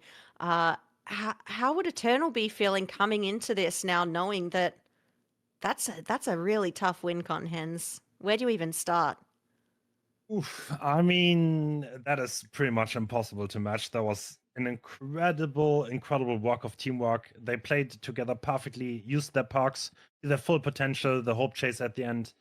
And yeah, if everything comes together, that comes out of it. At this point, I mean, it's a chance. Maybe he can do something there, but, well, it is gonna be hard to match that performance of the Survivor Squad for Eternal. Eternal did say they were going to lose a set, though, right? Maybe this is the one that they predicted. That's True. true. That is very true. I'm just thinking, if you're Eternal, you say, all right, GG, go next, and then just forget this Yeah. set even Exactly. happened. Yeah. I think you play it through because you have to, and then you don't let it affect your mental or anything, because there's still a lot of killers left to go. Yeah, there are some other Absolutely. orgs sorry, Hen, some other tourneys as well where they allow people, they allow teams to forfeit sets. They can just say, "Yep, that's too tough of a win con. We'll just go to the next set. We'll take the L for this one." But we don't do that here, not at the DBDLeague. We want to see the gameplay, and we want to see if teams are capable of managing those tough win cons. So we're going to be playing it out here. Can Eternal make it happen on their Survivor side? They need a 0-stage game to win this. 1 stage would be a tie. Ladies and gentlemen, if you just joined the grand final of Season 8, you heard right. 1 stage would be a tie. The Survivor team of Eternal under such pressure. And Zeno already having the first Survivor in chase here is going to make it feel really, really good. Yeah, I mean, when you needed to only find yourself, one of them things, basically, to be able to find one early, definitely got to be feeling it. So there's going to be that first M1 coming across here. Is going to find their way into main, though, so might be able to try and build a little bit of distance here. But, with Zeno coming in with the win condition he's got, still got to be feeling pretty good. And the big thing is, right, you can get this and then you just go for the camp or potential trade and you already have the win condition. So as long as you get Bobazavre down quickly, it's basically, I'm going to say this confident GG here. So this down is not allowed to happen. It's not about the rescue afterwards. It's not about the action they're taking afterwards. This down is not allowed to happen, and it seems like that's exactly what's going to happen right here. Bobazavre being taken down after 3 wonderful shocks, and we do have the rescue right here already, but Zaka being called as well, and I do think this was the only chance Eternal had. Yeah, and understandable, why you'd need to be able to put so much pressure into the save here, but unfortunately the big shot should be able to let Zeno know they've got plenty of time for the save. Still gonna swing out of the pallet space just for safety measures. And in case we have anybody wondering how the first hook can already be so guaranteed when the last team only got 1 hook, it's really the time in the game, right, Dyer? With the last time, in the last game, that first hook came so late that they were able to just kind of, bring 2 people in, get the save. And, I don't even think they needed 2 people because you had Zaka trying to make some sort of extra play. And at this point, you mentioned, just get to camp this thing for free. We will see Eternal try and bang out these gens, but I think that's GG as far as for this set. Absolutely, yeah. This is now you can just go for the camp, you can take the trade even. And if they get Bobazavre off the hook, you just take the second survivor here. They are cranking it. I think the mission now for Eternal is to keep the score as close as possible. Getting a lot of stages out of the door, showing Zeno that they are efficient on the generator, that they are doing really good when it comes to planning saves and not giving him a lot of confidence for the upcoming set here. That's the key challenge they have right now. I don't think this double save worked as intended. Now Eternal is on the side of falling apart. I do think Zeno's just going to drop this survivor, and we do see the next chase with the Zaka here. So maybe I spoke too soon when I was about keeping the score too close. Yeah, but I mean, this was kind of what you needed to do in order to keep it close, right? You needed to be able to play aggressive and get some of the plays to work, which, you know, we've uttered the saying so many times, Eternal doing Eternal things, right? Sometimes it's because they do take the risks and they are very good at being able to get them to play out in their favor. This time it just doesn't. Now it's going to be really big as far as when we go back and look into the discussion that our desk had before this set. But now it's going to be flipped onto the opposition, right? They were wondering how Elysium was going to be able to respond after going down 2-0. I think now in this case, you got to wonder how Eternal is going to respond. Now going down here in this set, that was their set, and it's a very big difference in score as well.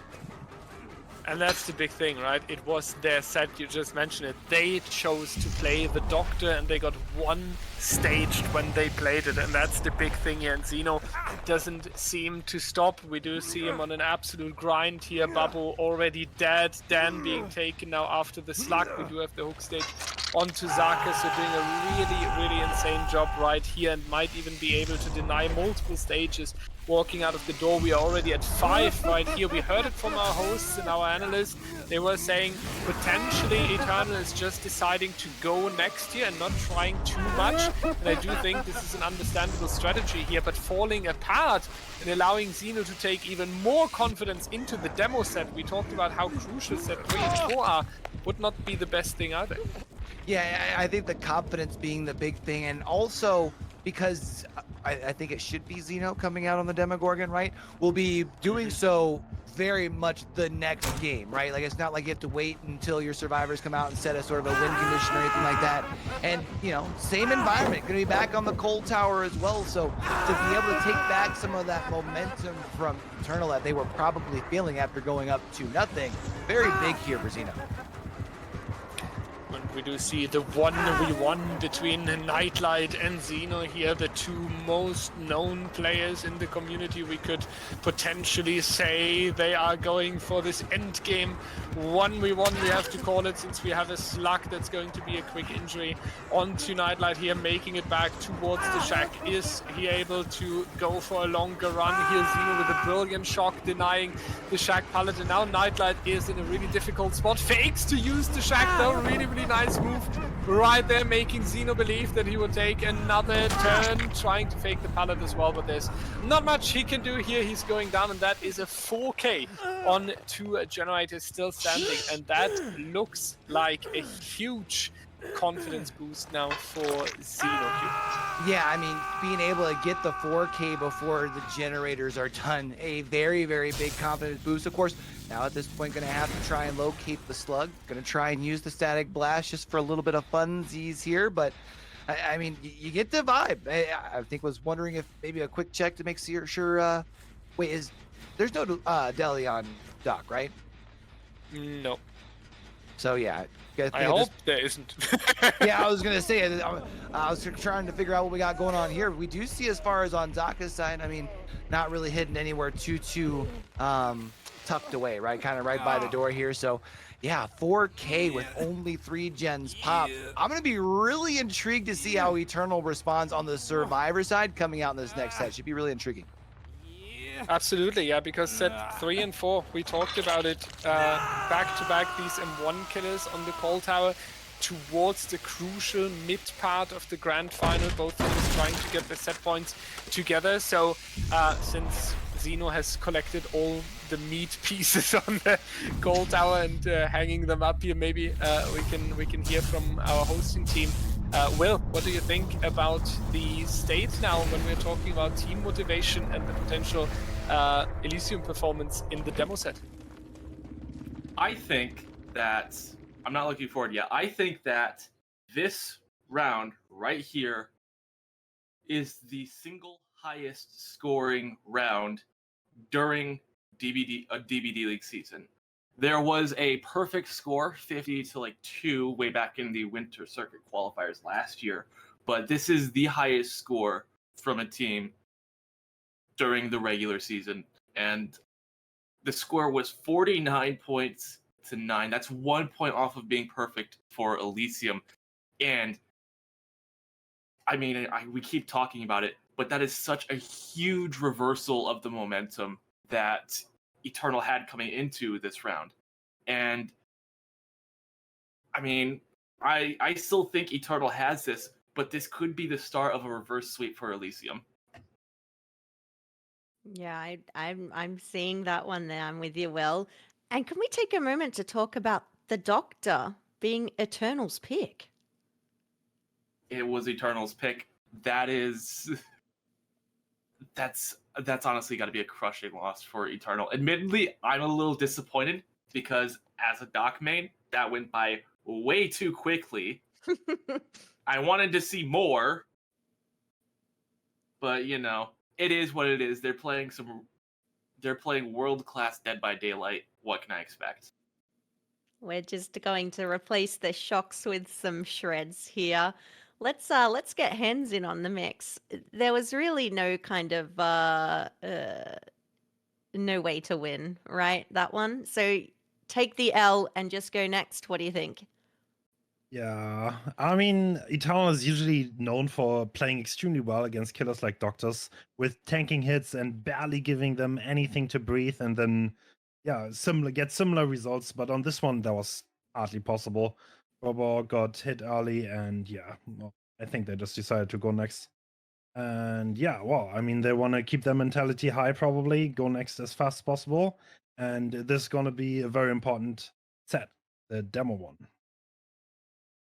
Absolutely. Well, have you got any final questions? Because all this talk of the demo, I can see a lobby of players that are ready to go back to the Coal Tower for the 18th time today.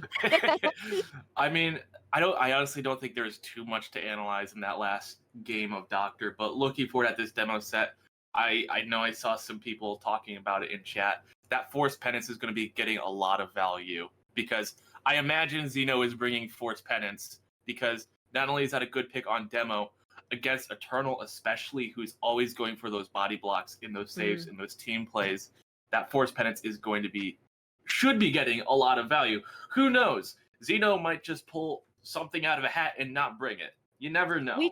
Yeah, I mean, we do actually see, when you talk about Forced Penance, so I guess we can talk a bit about the perks, right? Because it's usually one of the three. We've got Forced Penance, Sloppy, or recently, and I think at the hands of Ultra, we've been seeing a lot of Save the Best as well. I know that it's Save the Best on demo, and that is absolutely cringe. I'm going to put that out there. Don't kill me, Twitter. That's fine. But I think it's one of those three. Hens, can you shed any insight on maybe the decision making on which one to bring?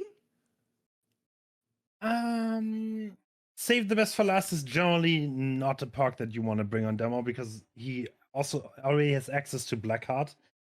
I would honestly expect Force Penance to be a stable, especially because it's on Coal Tower. It's really hard and you need something to do with it. Force Penance is probably the one that they will go for. All right. Well, I think we should get into this game, and we're working on our win predictions. Let's work on the perk predictions as well. So we're going to take a short break and come back to you with the Demogorgon on the Coal Tower. All right, they don't call it the Comp Tower for nothing here. Getting ready for our fourth go round here on the Coal Tower. This time, though, we're going to be seeing the Demogorgon. Do keep in mind, Eternal currently up 2-1. We did see, however, Elysium just had a very impressive win in set number 3. Zeno going to try and set the tone here early on this killer side. We saw him move up to that main building, break down at least one of the doors. Does look like we've got a survivor that is heading towards the bottom side of the map. And if we can take chase and get it down in this uncorrupted side of the map, would be good. But I do believe we will see Nightlight probably just booking it down this right side of the map, just like we're seeing here, Dyer. And important for Eternal is the first chase. This time on the survivor side, they do need a longer run here in order to set themselves up for a good mid-game. And that seems to happen here. These 60 seconds with no injuries. The first little achievement here on the side of Eternal, and Nightlight making a huge amount of distance here, being next to the main building, and with a beautiful fake here, able to trick Zeno a little bit as well. We do see the mind game around the window, but Nightlight is going to stay as the winner, and Zeno has to pull away, doesn't get anything out of the first chase here. 90 seconds basically denied by Team Eternal, and we already see that the generators are being worked on. Yeah, you got a couple of generators that have some progress on it. That's probably going to start having the nerves start to creep up just a little bit here onto Zeno. This time, though, going to be able to land the shred in the correct spot to be able to get that shred on the pallet itself. Going to get that up, ball and out of the way. I think we can probably say goodbye to this generator that's sitting here on the mid side of the map, over on the left side here, where a lot of our comp players would be calling 9. Bubbazover, though, going to take that first entered state. Now going to be moving towards main. Should be able to make it to this window because Zeno, unfortunately, only broke the front side of main here. And the longer that this chase goes, we will not only see one, but possibly a second, maybe even a third gen here.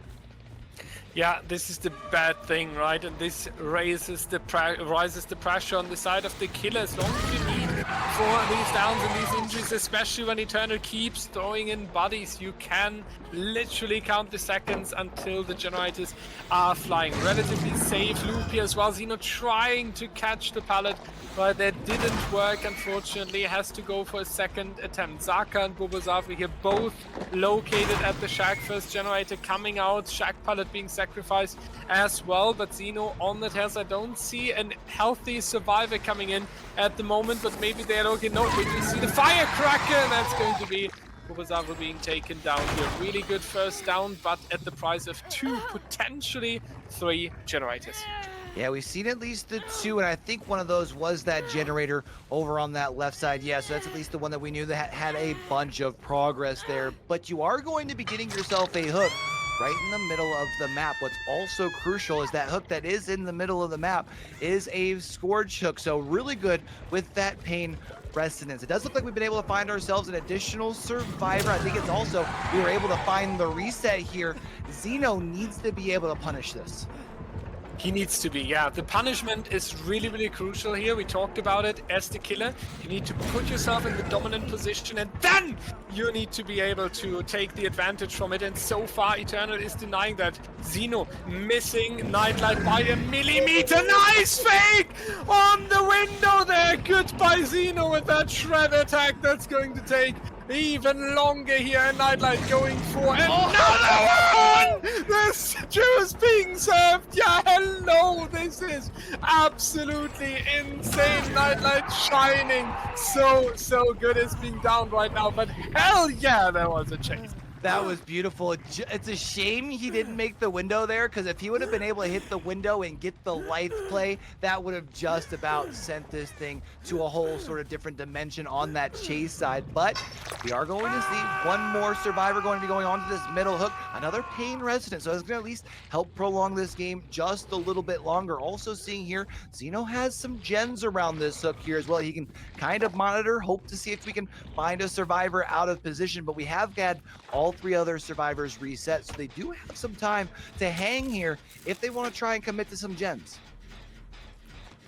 And we do see that they are trying to take the progress here. One generator 50%, another one just being started, and Nightlight doing a little bit of a workout on the hook here to keep himself in shape.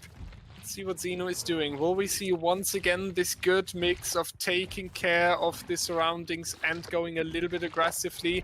Especially the top side is a great setup for him. We do see one generator right next to the hook, the other ones towards the main building, so you do have a nice setup for yourself here you can work with.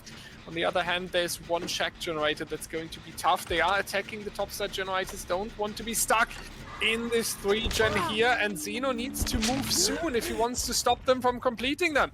Yeah, and I'm honestly kind of surprised we didn't see them almost try and, I think, oh no, we did have 2 of them on this top side. I was gonna say, why didn't we have someone doubled up, but it was over here on this top left generator. Now, of course, as soon as Zeno is about as far away from the hook as possible, our survivors do a great job here of going ahead and getting the pull on Nightlight. That should allow for the reset.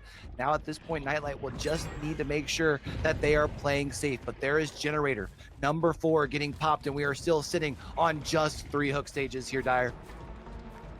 This is getting more and more difficult for Team Elysium, and it's once again not even Xeno making crucial mistakes, right? It's just the Survivor team throwing in the resources, going for the perfect pathing, the perfect loops here, and denying the chance from Xeno to take the advantage here. Once again, we see a generator with a huge amount of progress already. Mia is going to move around here. Zaka doing a good job not allowing the injury to happen.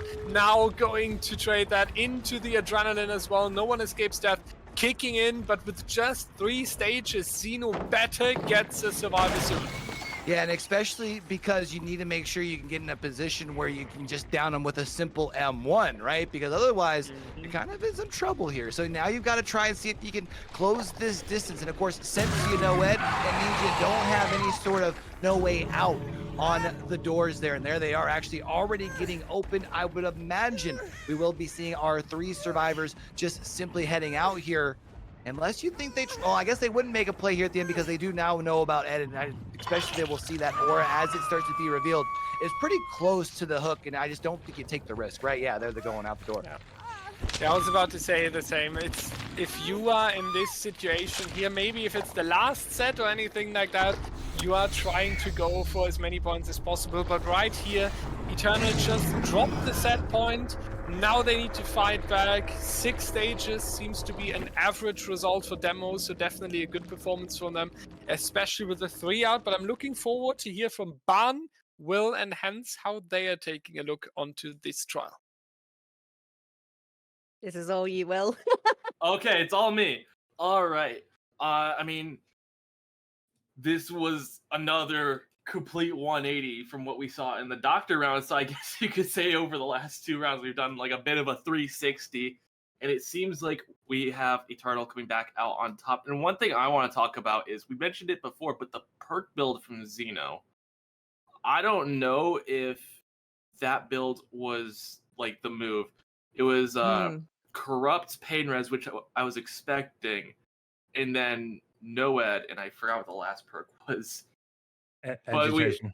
Agitation. Yeah, the agitation was really confusing to me, because especially on a small map like Cold Tower, and Force Penance has just been a standard on Demogorgon for so long. So I want to know what the mindset was for bringing that agitation over the Force Penance. Hens, maybe you could give some insight.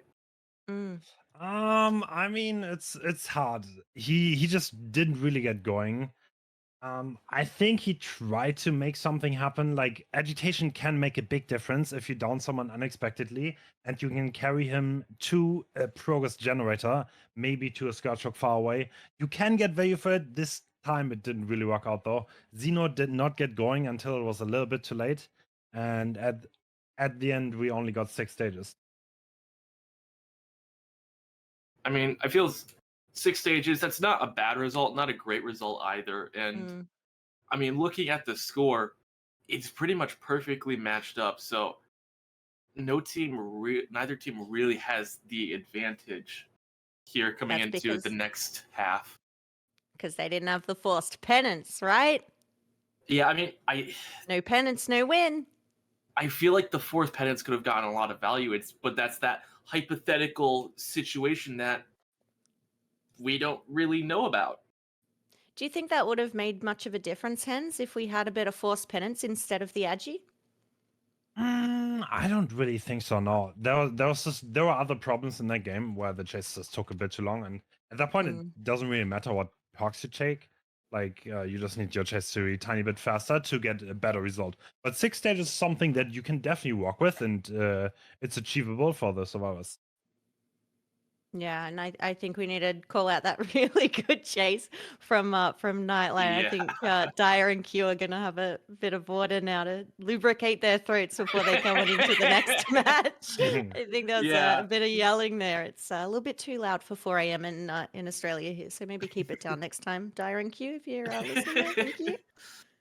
Yeah, Dire, don't kill yourself. We still have maybe 3.5 more rounds to go, so preferably don't throw your voice out by screaming. We need you. Absolutely. I don't have anything else to talk about, so Yeah, I'm out as well. I think we should head on over and see how Zaka is going to respond. We've seen Elysium and their abilities against the M1 killers already. So let's see if they come back out and what they're gonna do. Let's take a quick break and we'll be back shortly on the Gold Hour. Wow! Welcome in everyone to Trial 8 in this grand final. The Demogorgon is set number 4 and we're having Zaka from Team Eternal playing the killer, and we do see Xeno on the first chase, and I would say that Xeno is quite enjoying to be in this position. We have seen his amazing work in the previous trial here, and we have seen the juice he can serve, but that might be the reason why Zaka is already switching towards the next survivor here, Q. Yeah, I mean, you got to try and see if you can find someone. You understand needing to find an early down here, and want to try and also what's going to help you here. If you don't get the down, we're already getting a lot of this woodwork out of the way too, right? You're starting to deprive some of those resources here on the cold tower, because, I mean, let's be honest, you chase a competitive player for just 3 seconds, they're going to throw a pal the second they walk by that thing. But unfortunately, as far as right now for Zaka, you are taking chase over in your corrupt side of the map, which is now going to allow the rest of the team to start working in those generators, which is why Zaka's going to have to drop chase once again.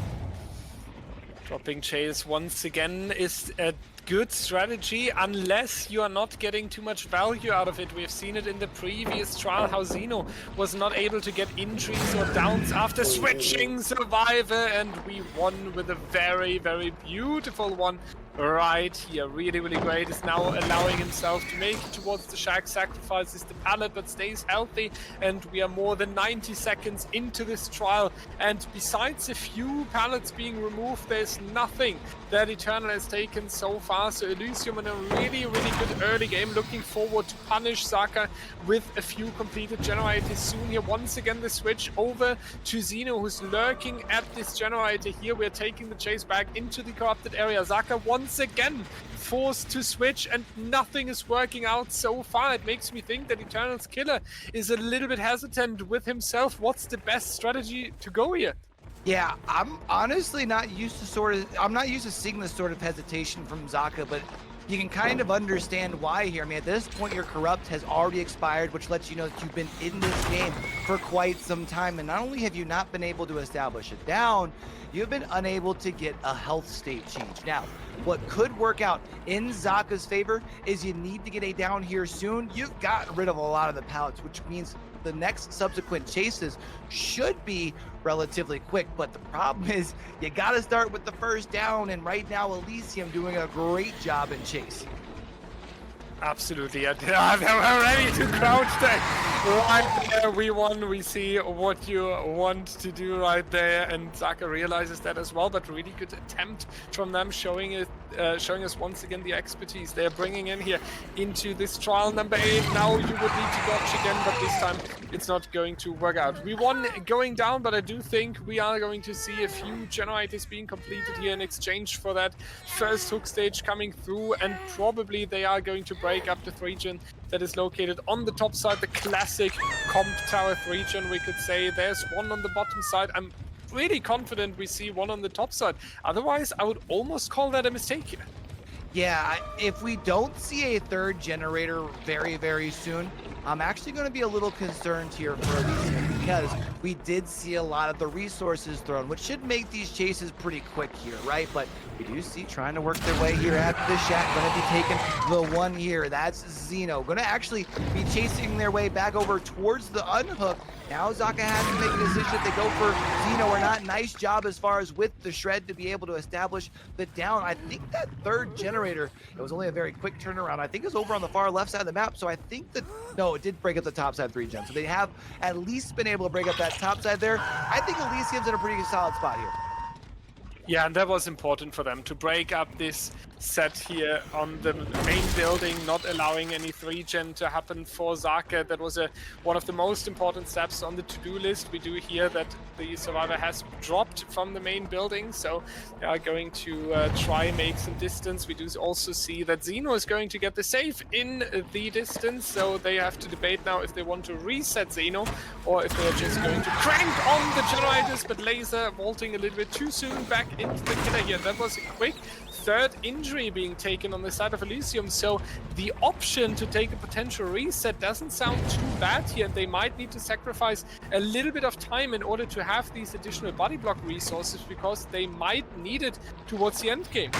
Yeah, I mean, especially too, because now I think that might be just the last pallet that gets thrown. So you're going to need to be able to insert bodies into chases later on if they're going to be prolonged enough to get that 5th and final gen. Another swing and a miss though from Zaka. Ole, says our survivor here one more time as they're able to make out one more dodge. And the longer that this takes out, we just might be seeing this 5th generator here popping off. We had 6 stages on 3 survivors in the previous trial, so basically it's half time now for the side of Zaka. You have 3 out of 6 stages. You do have a no one escapes death, and you do have a fresh hook that would bring you towards 6 stages. So there is a good amount of work basically done, and a good amount of work that is still waiting for you. When we are talking from the killer's perspective here, the survivors are doing a good job spreading once again. We also see that they have taken the resets here, so 3 healthy survivors once again that can also take body blocks for each other. Yeah, they will be punished, and also the crouch tag coming out from We1 successfully now. Really, really beautiful to watch. Big shout out to our producer being on the survivor POE just in time there. That was beautiful to see that, and We1 debating where he should go next, but it seems like Zaka realizes that the unhook or generator on the bottom side has priority.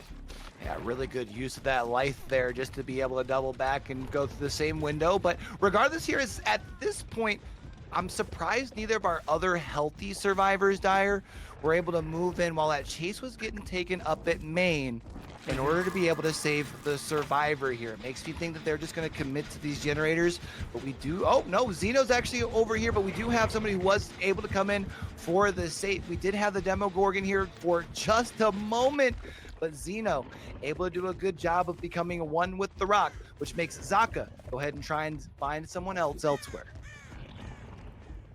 Is he going to do that? We do see one of the survivors right here. A little bit of hill gaming going on, and going to be our Nia Kexel staying healthy for now, using the firecracker as well. Zaka not going to be blinded, but at least not going to be able to reach that survivor, and he's able to make this window as well. So Elysium serving the juice in their chases. They are staying healthy. They are not allowing our killer to take over here, so really, really good work by them. Once again, second turn around the main building. Now the bloodlust is kicking in, but all this costs so much time on the side of the killer here that I'm a little bit worried that we might face generator number 5 soon.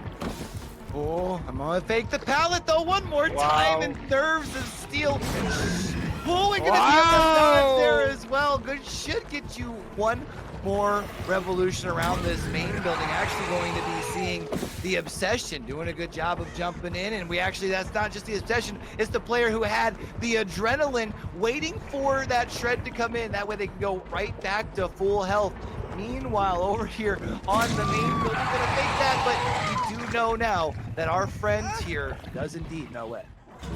And this would now not be enough anymore. That would be 6 stages on 4 survivors for Zaka, meaning that he would take the win by 1 point. If I'm not absolutely mistaken, maybe I'm going to get spam pinged by the match officials in a second, talking a few lies here. But from my perspective, that should be enough if that survivor dies with 6 stages on 4 individual survivor, as we are awarding an extra point for the fresh hook in the 3-2-2 scoring system. So let's see if that's going to be the case. There's the confirmation. They do need to get the unhook. Thank you so much to the team in the background, and that's going to be really, really rough. On the other hand, no one escapes death has been broken. They have 3 survivors. One can take a hit on the staircase, then moving in, but getting all of them out here is going to be one hell of a challenge. What is going to be good for them though is it's not like you've got a Demogorgon chilling with like save the best for last, right? So it's not like you've got less of a like slowdown here, so it could be worse, but yeah, this is going to be tough to be able to get this safe. You do have a door that's pretty close to you here as well, so I mean, I think you probably see at least the second stage, yeah, forced here, but the question is, do you think, Dyer, do we see them be able to pull this off? Oh, that's rough, right? There's a little bit of distance to be taken, and Zaka knows exactly what this is about. V1 takes a hit, Laser takes a hit, and now it comes down to Xeno and Kexo as two survivors need to solve this here. Zaka will be able to body block them a little bit, and they are making it eventually out here. Zaka not taking the risk, and that's going to be a very nice straight attack onto Kexo. Xeno being around, taking an injury as well. Elysium had to try, Elysium had to pull it here, but it's not going to work out, at least not for now. There's the second stage coming in. They do have a second chance, basically. No, remember the second mind. stage was forced. Oh, yeah. Never so mind. Unfortunately, that is going to be the sacrifice. So that does mean it's going to be Eternal taking this set here. And I mean, you know, as much as we saw where very briefly Elysium was able to kind of take control in that Doctor set, that now is going to move them to match point. But I am kind of curious to hear what Barn, Will, and our analyst Hens kind of think about that last end game there. 32 to 31 points. How much closer can you get, guys? You can't. You just straight up can't. That was so close. The forced penance. I'm telling you, that's where the win is. He called it, Hens. They bought forced penance. Big dubs. I was expecting Eternal to come out here because I've been watching Zaka on the Demogorgon since back in season 6, and I know he's really good at it. But that was close, and I'm sticking to my 4-1 prediction. That was a bit too close for comfort for my perfect prediction. Absolutely. I mean, they both showed amazing form on Survivor, helping each other out with hit tanks. And wow, it was the tiniest thing that made the difference in the end. He only needed one. Well, I mean, he had one more fresh hook, and that's why he won at the end. But amazing show from both teams. Quick question. Absolutely. What could Elysium have done differently in that basement save to ensure that they all get out? I don't think, like, at that point, you're kind of in a losing position. Like, they could have what could have happened if Kexo went around that box and Xeno tanked a hit for him, but he would have still been a bit zoned. Maybe you can, I mean, you kind of need a wonder at that point because he's hooked in the basement. The demo is Blackheart, which means he recovers faster from the attacks, and he can just dish out the health states faster than, and you need more health states than you have, and then it's kind of a situation where you can't really do much anymore, but they still have to try. They nearly did it. Well, in the end, barely not enough.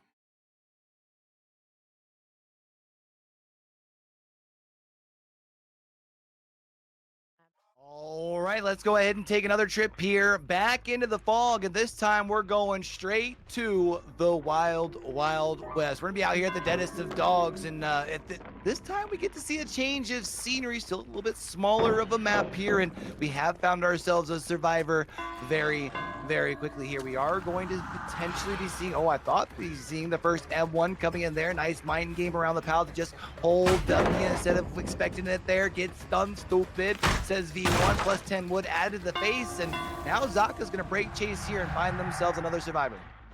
I can't even see anything. We have spent so much on the blue-colored coal tower, and now we are here with getting hit by the yellow shape of the Dead Dog Saloon. It's such a bright map compared to Coal Tower when you look at it, and Laser is going to be bamboozled by the yellow color scheme as well, is going to take the first injury. And we do see what's going to happen. We are moving forward to the main building. Zaka is expecting the head-on play right there. It's not going to happen. We do see a double vault with the bamboozle there, now trying to catch the survivor, but Laser has this pallet in front of the main building. Will be a difficult loop though, because Zaka could potentially take the advantage of the speed boost you're getting after uncloaking, but instead Zaka just removing the resource here. Is Laser able to win this mind game? That's the question. Yes, for now is the answer. There's a second pallet waiting. Oh, actually they didn't spawn anyone, so Edgemont Andy coming out, and that's going to be the first hook stage into the game. I feel like we have been in this trial though for a little bit here, Dyer. I am hoping we're going to start seeing some gens popping over on the side of Elysium here. Let's not forget that this could potentially be their last chance here. Already sitting on match point, being the side of Eternal. So the good news is this first chase was kind of taken away from that cacti side, which normally you see that one really strong 3-gen setting up on. So maybe potentially they're over there taking care of that. There's going to be at least the first generator popping, and it does look like that's actually the location of it. So that's going to be at least the positive side for them. They have time to move in for the save. Maybe not so bad off to such a bad start as I wasn't giving them enough credit, I don't think, here, Dyer.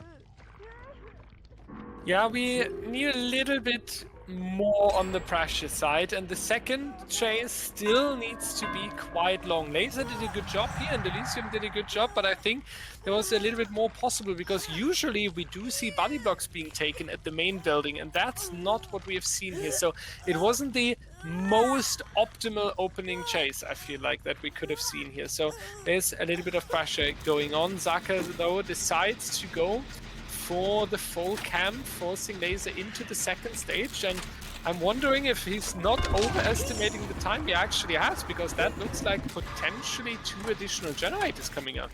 Yeah, and I think was expecting someone to move over, but yeah, there's going to be generator number 3 popping off here at that point.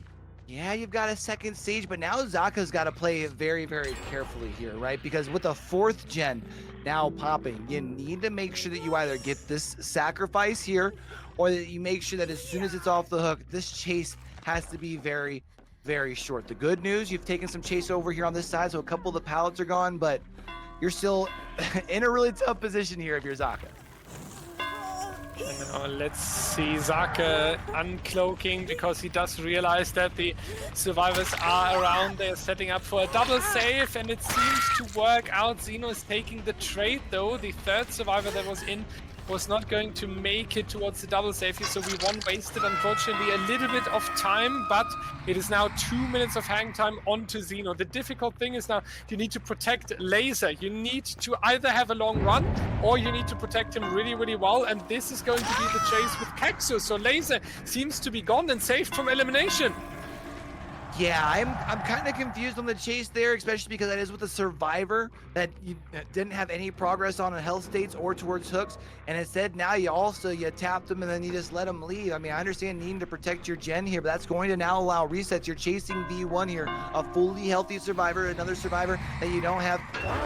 Oh, you love to see it get stunned stupid. Hit him with the head on.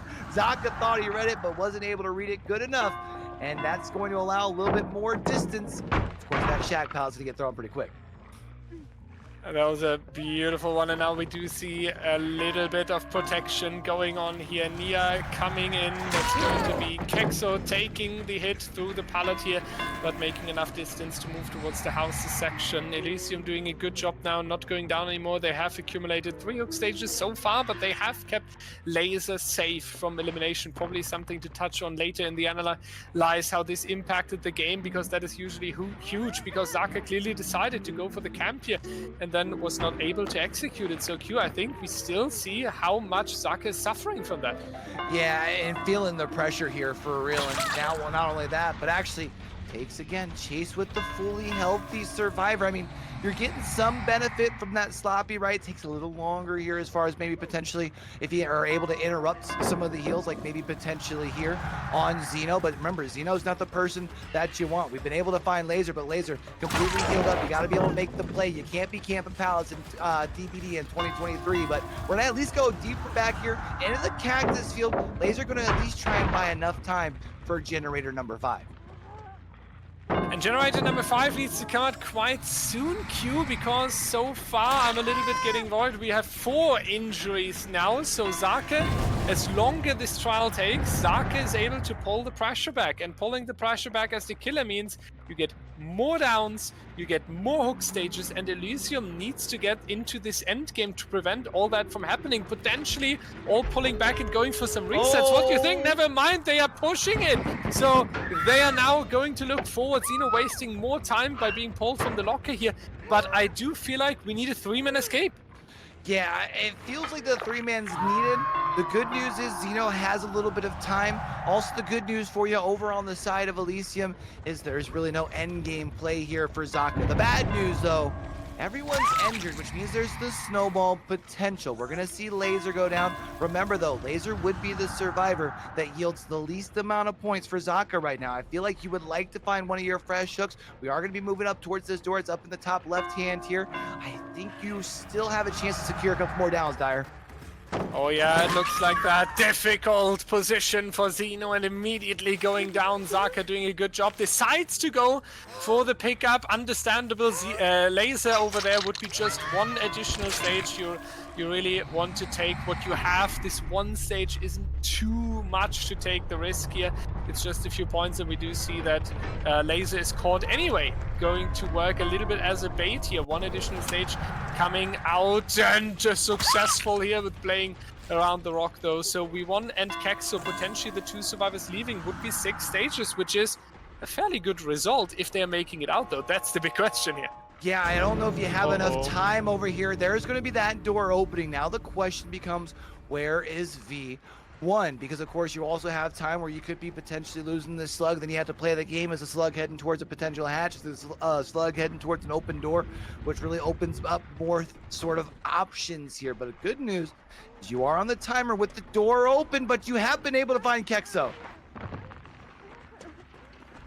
Oh dear lord, this is so bad for Team Elysium now. They had a game of 6 stages on their hands, could have gone for 2 people escaping, 2 fresh hooks escaping, and unfortunately miscalculated how quickly they would be on the doors here. If Laser would escape and Kexo dying, that would feel like such a bad trial, or such a bad trade basically. Yeah, a really unfortunate trade here, but you don't really have time to take any more risks here, right? Well, I mean, we see the survivor going towards the door that's not ready to be opened. I think part of the reason being they might have been expecting Zaka to be at least trying to go for the slug and make extra pressure. Quick swing out of the pallet space as well to make sure that they're playing it safe. You do see the 2 survivors heading out the door. I think Zaka did a pretty good job here kind of rectifying things here at the end trial, right? It felt like Zaka was struggling early. I think you would still be very, very happy with 8 stages here, especially after that start. But I am kind of interested to hear from Mr. DBDLeague himself, Will, as well as from MissBarn and Hens, of course. Mr. DBDLeague. That is a title and a half right there. And I'm pretty sure I passed it off to Dyer last year.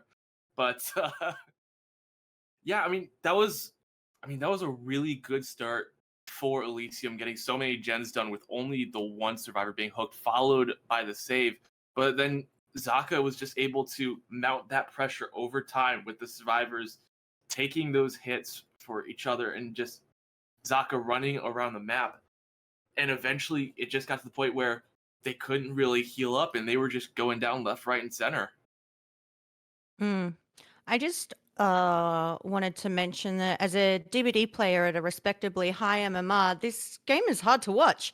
Literally cringing at some of these mistakes. And if you actually want to learn DBD, PM me. I have 300 hours and I also do coaching. Calling out the chat there a bit. One thing I did want to mention is I noticed it right off the bat. V1's survivor build, any means necessary, resilience, breakout, and stakeout. The stakeout, I understand, we've seen that a lot, same with the resilience, but the any means necessary and the breakout. You mentioned that V1 is the reason that toolboxes are banned against Wraith. I did. No, in generally banned. No more toolboxes because of little V1 and his toolbox and breakout. We actually got complaints from people scrimming against V1 that they didn't want to play against him and his breakout and Sabo build. People were dying corner, and he was using his build and his perks to the best of his abilities, and he was saboing the hook. And if that happened at 5 gens, the killer was in an unwinnable position. So V1 is, the master of breakout. I mean, admittedly, that's probably me not having seen enough of Season 8 to know, but I mean, I don't know if we saw too much any means and breakout value this game, but I saw it, and I just had to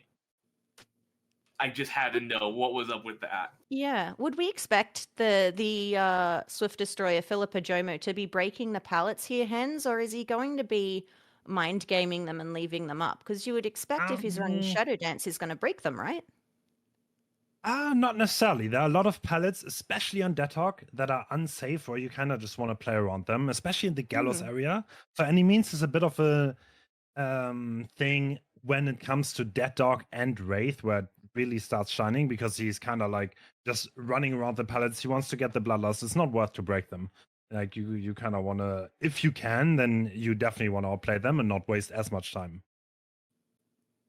Yeah, and being Wraith as well, we've got no exhaustions against him as a tier 5 killer.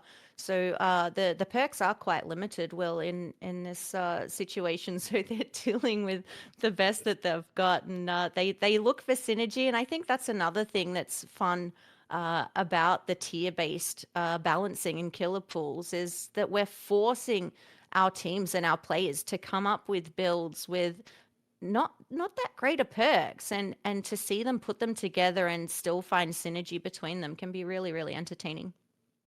Yeah, and I mean, based on what you said, I can only imagine what we're going to see next round from the survivors of Eternal. What sort of perk builds they've been theory crafting, what they've been cooking up. I know they probably have just like on a spreadsheet somewhere, you're running this perk, this perk, this perk. But I'm hoping we see something truly spicy for this next round. I want to see something absolutely crazy. I don't know what I want to see, but I want to see something cool. We're gonna have to take our little break here and set up the next match and come back with those builds. Well, hopefully we've got something spicy for you. Is this real or is this virtual reality? He's going to play on the Wraith here for Team Elysium, and I was just about to say this is the all-deciding trial where Eternal could potentially take it, and we immediately see the first injury coming out. This is how you want to start this. This is how you want to attack Eternal, and V1 is literally delivering here, Q. Oh yeah, I mean, you get yourself a injured state, you get yourself Shack Pallet, all within the first 30 seconds. I call that a win for sure here for V1. Now trying to make some plays here around the main building. Gonna step through with the strong leg though. That's gonna block off that window. Does mean that Bubbazover gonna have to try and make it to this pallet, and unfortunately, just not able to move them little legs fast enough. Not only that, but V1 here was actually able to find Dan, so that's gonna purge one more pallet that V1 just simply gonna get out of the way. Now should the beautiful fine game there to be able to get Dan to double back just enough. The injured state should now make Bubbazover retrievable from the pallet space, and you get the injure onto Zaka. Things are starting to fall apart here. This is my Swift squad in the evening now. This is when I pull up Kasi and a few other staff members to Swift, and it looks like this. I'm sorry, Eternal, for the little meme there on the background of the back of the team, but this was not how they planned it. Yeah, they need to take some risks here. Yeah, the early down was really difficult, but taking so much risk and being punish will really, really hurt them. They are going to take the second stage already, and we are just talking about 8. So for V1, he is known to be the Wraith. There's a lot of expectation, there's a lot of pressure, and I feel like he's just absolutely shining, and he will just become stronger and stronger every second. I mean, the Swift Destroyer for a reason here from Mr. Philip Ojomo, but the question now becomes on the side of Eternal. Normally a team that's known for being very, very efficient on the generators. We saw them have a couple of missteps, had quite a few survivors injured. A couple of them have been reset at this point. Dan, somewhere still floating around, grunting in pain, but we have these resources that normally help make this save in the basement a little bit safer. They're not there, which means skill check. It's tough for our comp players, but now going to make things just a little bit tougher as far as when it comes in for the save. Absolutely, yeah, this is now Nightlight going into the next chase. He drops the pallet early, doesn't want to take too much risk, and doesn't force the stun here as well. Needs to decide if he wants to rotate in for the save, but he will be caught once again, takes the injury as well. And this is something you now back to a very serious analytic perspective. This is something we have seen in the past. Eternal is really, really strong. There's no question about that. But when someone found the mechanism to put them in a difficult situation, to put them under pressure, then they can start falling apart a little bit. And I feel like this is the moment where we see that.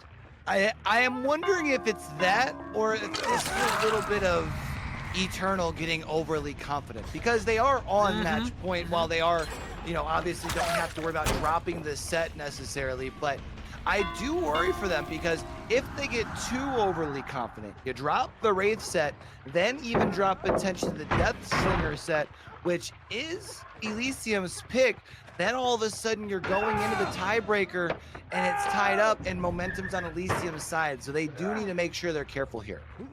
Yeah, it can go really, really fast, right? A 3-1 can turn so quickly. And the thing is also, when you allow the other team to catch up, you're also in the worst position, because you had the confidence before, then you're losing it because you realize, oh, 3-3 out of nowhere. But the team that was catching up to you is now the one riding the wave and be like, look, we just took 2 additional set points here. Now let's finish it off. So I totally agree with you. We need to see that Eternal is going to play it really, really carefully here. They are doing a good job now in the chase with Zaka here, immediately sending Babbo over, but V1 able to catch up a little bit. Now it's going to mix up once again, so it is actually the injury onto the back of Babbo here. 3 injured survivors now. They are going to be busy enough with looking out for the killer, or potentially taking the resets, but that's going to be the next down right here onto Zaka, already bringing it to 5 out of 8 needed stages. So really insane work by Elysium. Yeah, really good start here from V1. You mentioned now this going to be the 5th hook state. Not only that, but it is now a 3v1, and anybody who has played Dead by Daylight knows how much the game changes as soon as you lose that first player. This time going to be a swing and a miss, and unfortunately, as far as with things going, you're kind of trapped back over here on this cacti side. If you are Dan, I think we still have a couple of gens over here as well. So, I mean, maybe buying some space for just some gens on the opposite side to get done. But I feel like I'm really concerned at progress as far as for Eternal. I mean, what? You feel like at least 2 more gens makes you feel a little bit better about the 4K? I'm not sure where that mark is. It's really getting difficult now. Yeah, Dan is 50 seconds away from elimination. The next survivor already in chase. And Babbo has to go for the save if they don't want to lose onto Dan. So Babbo is not going to work on a generator. And since Zaka is dead now, the generator efficiency is going to drop anyway. Next hit going to come out onto Nightlight here. Yeah, you do get the blind, but that's not going to help you really. V1 immediately going after him, celebrating here a little bit with the double bell as well. Babbo prioritizes the gen though, but I do think that V1 could return to Dan and just force the second elimination, and yeah, that's going to happen. Yeah, I mean, especially because you give away the location with that gen getting done, and you actually see doing a good job of heading him off here. Should be able to catch up to YoBoyCue here before they get to the pallet. Great job. Also going to do a good job of doubling back to this hook and making sure that Dan does not get yanked up off this thing at the last second. There is going to be generator number 3 at least, but that does still mean that we have a potential for our killer coming out here in this next round to still be able to play around a 3-gen and still, or sorry, be able to play around, 4 gens really if they want to and be in a good position. I mean, that's a great win con. Absolutely, yeah. This is just absolutely insane. Nightlight and Bobosavre down here. So that is going to be a really, really clear one here in this Wraith set. Absolute insane work being done here by V1 and Elysium. We were mentioning it. He's known for this killer. There are a lot of expectations up, especially when V1 says in a grand final, I'm going to play this Wraith. I do think he has absolutely delivered. We are now going to watch these survivors chilling on the hook until they are dead, and therefore we are throwing it already towards Barn, Will, and Hens, and are asking them if they see it exactly like we do in case of the upcoming sets. How is it going to change here? Is Elysium just going to take the next sin as well? Do you want to talk about our predictions? Because I think I was right. Oh, come on! Okay, we're not doing this again. Yes, I know, Will is always wrong. I get it. I got the 100% win rate.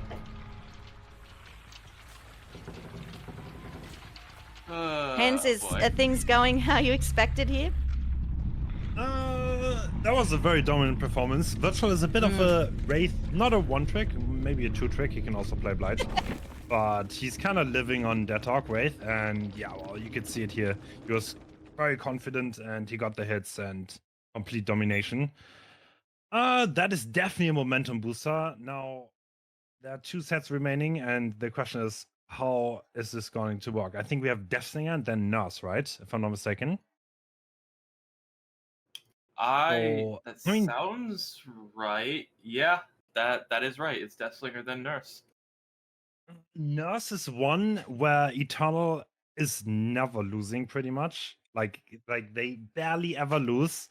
So that is gonna be rough. Deathslinger, I could definitely see a lot of potential for Elysium though. That is gonna be interesting. We've seen some really, really nice slinger gameplay from Xeno. He's made some crack shots that made the highlights reel in almost all of our highlights videos this season.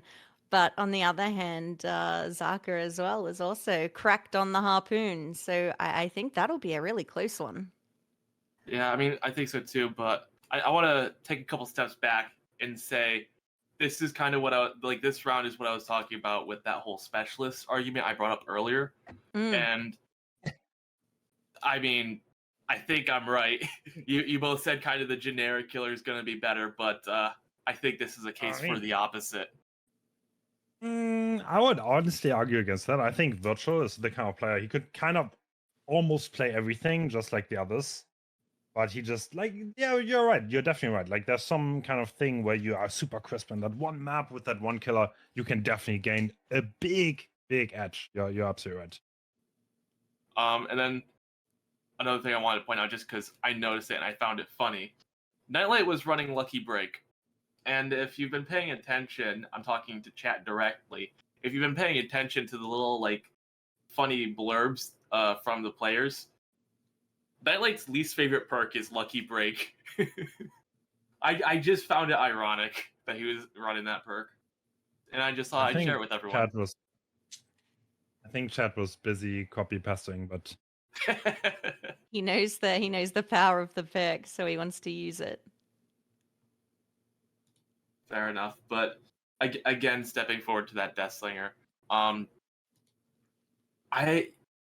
as far as I'm aware, I don't think either Zaka or Xeno are particularly known for their Deathslinger. They're far more prominent on other killers, so I think it's going to be interesting to see. I'm not saying that they're not good, but it's gonna be really fun to see. And Deathslinger is very much a different killer. Obviously, it's a ranged killer, can get that damage, get those shots off from range, and I have my fingers crossed. Deathslinger is always fun to watch, especially if they're just throwing shots left, right, and center and hitting some crazy snipes. I'm hoping we'll see something like that. Yeah, I agree. It's Again, I don't usually enjoy the slinger, but when you've got someone who knows how to use that gun, it can be a good watch. And we will have that for you right after the break. Knock, knock, everyone. This is the housekeeping of the DBDLeague, and this is the worst moment for the housekeeping to come in head on! Interrupting my speech. Who was that? Banned, DQ'd, forever. But we do see a -2 coming in for Elysium here. They've taken the wrong offering. Cut coin is required on the Rakdos yard, unfortunately. They have taken the basement offering that is not necessary on the Rakdos yard. And with an overwhelming majority of rule committee people in Team Elysium, that is a very unfortunate thing here. But -2 is basically a generator plus perk reveal of the killer. Q, this was a very bad timing for this to happen. Yeah, I mean, you basically give away your whole game plan, right? I mean, the good news is Zeno's been able to find a survivor relatively quickly here and be able to get the down. Shouldn't be seeing any sort of gens or anything just quite yet. The question is, can Zeno snowball this pressure enough to make up for the 2-point difference? Because as you talked about, that's a whole gen, or if we're talking about on the opposite side of matchmaking, that's a whole hook stage. And oftentimes we do see the Deathslinger set come down to just a hook stage or two. And there is the first generator now, but as you mentioned, just a few stages sometimes, so the -2 really coming in clutch here. Zeno now going to see if he can spot any survivor that is rotating in. It doesn't seem to be the case. Never mind, there's one in the distance over there, but Zeno feels confident that there's a survivor on the left side of him here rotating in for the save. We do indeed see that Zaka is starting to get closer and closer towards Babbo here. Meanwhile, the other two survivors now starting the generators. One of them is on 50% already, but it seems to me like Babbo is going to get camped into second stage here, and since the down was still relatively quickly, I feel like that's an understandable choice here. Yeah, I mean, especially when you get the very early down, it's not the most fun of decisions, right? Like, let's be honest, I'm sure our killer here would very much rather be going off somewhere else and get another hook stage and just sitting around here and pitching the tent, because it does not seem like they had brought their s'mores with them. But it's the right call, right? You get a player closer to elimination. Now you can go elsewhere and try to apply pressure, because all that's happened on the survivor side is a simple generator. And you are talking about it, just one generator, and it doesn't seem like this generator is getting the completion soon, because Zeno is now able to interrupt it, also applying the injury onto Nightlight here. The pallet is going to be dropped as well, just to make sure that Zeno is not going to commit to this chase. We do see the For the People save. You want to prevent Babbo from being tunneled out. The question is if Zeno is going to be too impressed on this For the People save, but it seems like we are going towards the truck right here, getting into the chase with our Adam. That's going to be the next chase. Never mind, I actually looked wrong. That is going to be, yeah, Babbo is going to be the tunnel out survivor here, regardless of the For the People. Nice patience there now by Zeno, going to get the hit here. We do see generator number 3, but if this is going to be an insane shot, and Zeno has shown us some of them in the past, it might be difficult for them. Yeah, unfortunately though, that shot did find a connection with the wrong survivor. It was the fully healthy survivor, Dan, and we know that it is Bubba Zobber that is on the radar here. You can see going to not be worried about any of the generator sounds that they hear as they're walking by. Instead, going to simply continue chasing down this survivor, which is more time for 3 other players over on the side of Eternal to be able to continue to crank into those generators, especially seeing as none of them have healed yet. I think they're just holding them one, trying to hit some skill checks. You're going to be able to get this shot, but I don't think you're going to get this survivor close enough. Swing and a miss. Makes the couldn't make the pallet though, thanks to the save the best for last. No way. Insane that this is working into the grab right here. Bobo Zavra saying bye-bye to his team members, and that's going to be now Eternal with 3 survivors on 2 generators to complete. Let's see if Zeno is going to spot the next one. We already have the scratch marks leading away to the side where the generators have been completed, but the Shack generator doesn't have the biggest amount of progress yet. So Zeno has a little bit of time to follow up Nightlight. We do see a little bit of aiming here, trying to put him under pressure. Nightlight is going to predict it well here and is going to dodge to the right side in order to prevent being shot here. Good work and important distance that is taken. The seconds are now ticking down on the side of Xeno, so all of this potentially leading into generator number 4. And generator number 4 actually just gets done there. You ask and you shall receive. And also, speaking of receiving, Nightlight, they're going to receive an M1, which is going to now result on them being on the ground. That's going to be another hook stage here as well. We still have 2 injured survivors here. Now going to be seeing one of them back up to full health thanks to that adrenaline there, as the 5th gen does get complete. Which does mean, unfortunately, that pop goes to Weasel. Not going to do anything for him this late in the trial. It's a fresh hook here. If you're Xeno, you would really like to at least get an additional fresh hook. If you could find the one who's injured, maybe even still make one more additional play, this could be a turnaround, but I don't think a team like Eternal is going to make that mistake. I don't think so either. They are well aware of the advantage they have now with the penalty coming in with the -2. They are also well aware of what Xeno is trying to set up there with the hook stage directly in the middle. So yeah, I do think they are going to be aware. Zaka, regardless, going for the door here while being injured, and we do hear the shot in the distance. Dan is going to take the injury. Things might start turning here. Yeah, this could be a good turnaround. Unfortunately, not going to make the connection with that shot there. I do see over across the way where Dan was running, I was going to say the door seemed to have some lights going on it. But now the question is, what else happened? Time.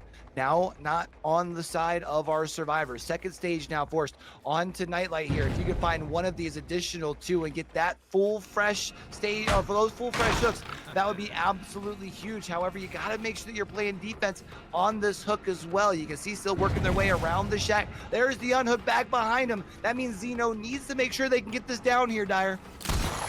He has to, and he is shooting with such confidence, not even waiting for it. Nightlight is coming in too late, and with 7 stacks of save the best for last, you're better going to be a little bit more careful there when the killer has no cooldown on the shot. We need to be careful though with the hatch there. If these 2 would escape, Dan has been downed close towards the shack, so we need to make sure that they're not leaving the trial, and Dan is potentially escaping through the hatch last second. But it doesn't seem to be the case. Xeno's rotating in a good timing, is going to take the hook stage he has. We see that Zaka is leaving. Nightlight is going to follow him right after, and therefore we do see additional 3 stages coming in here. So pushing it to 8 stages. With the penalty, it's basically 7.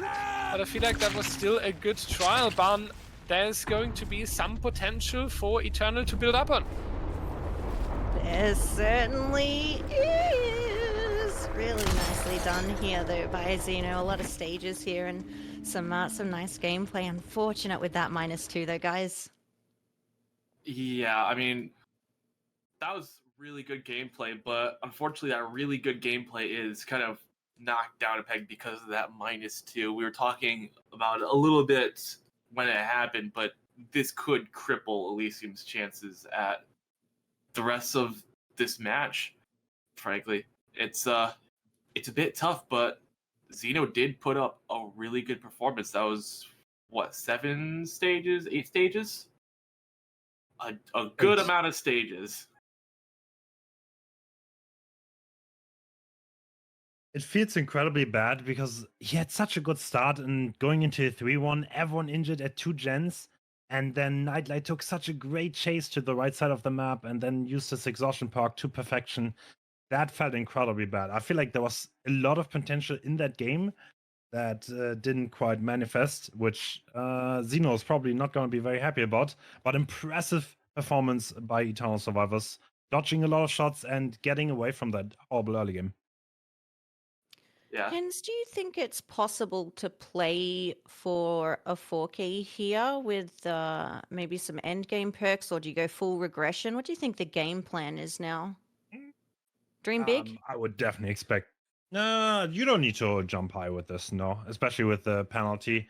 I would expect something relatively safe, probably a Know-It in there. Pain Rest Corrupt is definitely a stable, and then you have one more park that you can choose of your liking. I wouldn't expect anything crazy. Zaka knows what he has to do, and he doesn't have to do much. Okay. Will, thoughts going in? I mean, I think this is pretty cut and dry. That was a really good performance from Zeno, and I'm looking at the behind the scenes chat, and it seems like there's a very real win condition there for Eternal. So, I mean, I could just be in denial that my prediction would be so wrong, but I think Eternal's gonna take this round and the match right here, right now. That would be season 8 over. Oh, it's so sad. It's coming to an end, guys. Oh, I forgot about that. Season 8 doesn't. No, wait. We need this to go longer. We need to see the nurse. We do need to see the nurse. Yeah, let's gonna see. Oh, we're gonna take a quick break, load on up the next game. We're gonna see Elysium fight back so that we're able to see the nurse set, I think. Season 8 never ends. 24-hour stream starting now. You heard it first. Go to break. Quick. All right, let's go ahead and take another trip here back into the fog and what could potentially be our last trial here in our grand final. Zaka gonna be out here on the Deathslinger, out here on the Wrecker's Yard, trying to go ahead and find a survivor relatively quick, working their way around the car wall. I'm not sure what's got them so intrigued enough to be convinced that someone was actually right around there itself, wasting quite a bit of time, allowing, if the survivors had creeped past them, to kind of find other spots, whether it's in lockers, back around other rocks, which means that now Zaka gonna have to take extra time as far as digging in here. Anyone's already gone in. Oh, but instead it's actually going to be the head-on stun. It says, hold that for me, please. Drops the firecracker as well.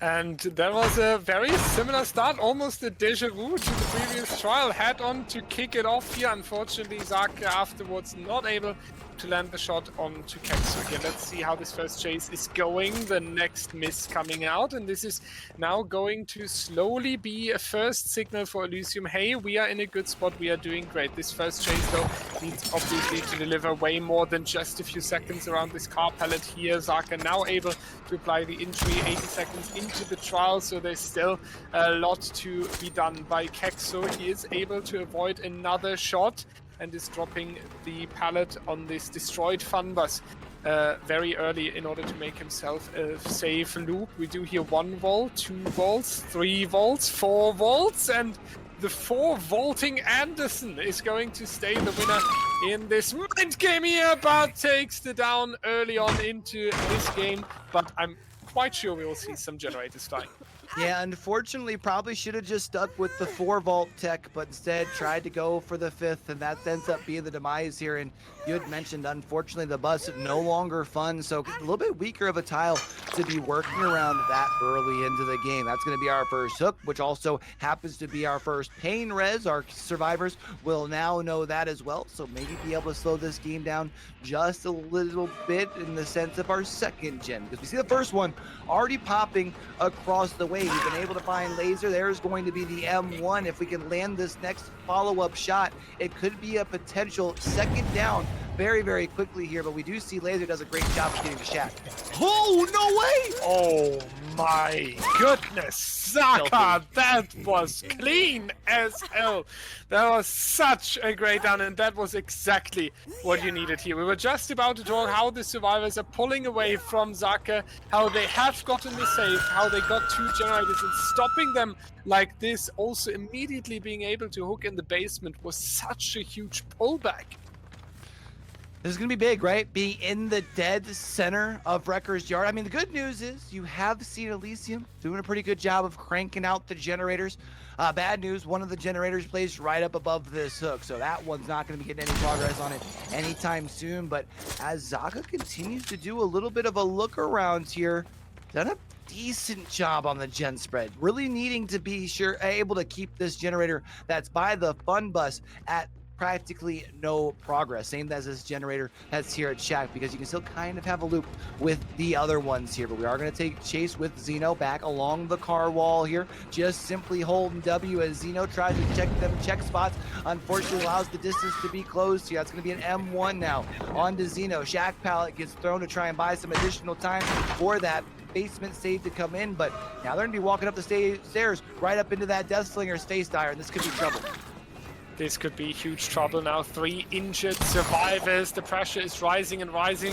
Zaka, unfortunately, not able to land these very important shots that would lead into the down. Otherwise, we would potentially have a slugfest already. But this is the difficult thing here for him at the moment, that they are not able to go for that. Claudette is coming around. Zeno is going into the next phase here, and that's now going to be the quick next hook stage for him. We do need a little bit of time here for this hook as well. We needed a little bit of time to travel all the way towards the fun bus, so there is time for a reset. There's even time for a potential 4th generator here, so Elysium still in a good spot, but Zaka, if he wants to take control over the Wreckers Yard again, then it's now time to strike.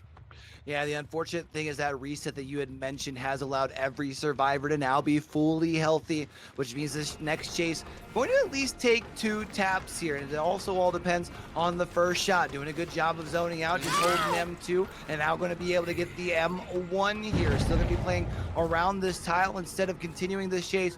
Wants to come back for the unhook. Shot across the way. That's going to miss here. And that's a very unfortunate miss, because now Zaka has to make a choice. Do we want to go after the survivor that just came unhooked, or somebody that's potentially over here working on the generator? And now Zaka has lost all sorts of pressure as far as any sort of chase. Yeah, and the chases are also getting more and more difficult now, right? Because the calculation starts again. How much time do I have for commitment on a survivor? How much time do the survivors need, on the other hand, to complete these generators and go into endgame? Zeno is playing an aggressive role here once again. He has done this really, really good throughout this grand final, working a little bit as a bait. And once again, it does work. Williawesome with the D! And I'm so glad we get this moment at least once in our grand final. And there's the next grab, this time I believe unintentional, because a second D-slap is not going to happen. But there was a little bit of time once again for the survivor team. They are potentially rewarding themselves with another gen here.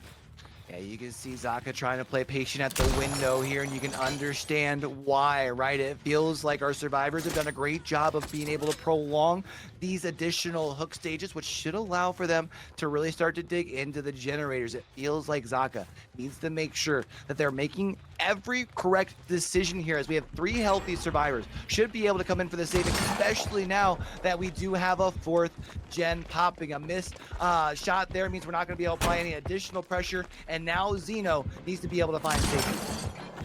Zeno needs to be able to find safety, and Laser needs to stay safe for a little bit longer here. You cannot have a quick injury or a potential down, but Zaka has to pull back, keeping an eye on the generator here. We do see slowly the percentages are coming in. It's not too high yet in terms of pressure, 30-40% on both of these generators, but that is a shot we are talking about. This is how you're putting the pressure back on the survivor team.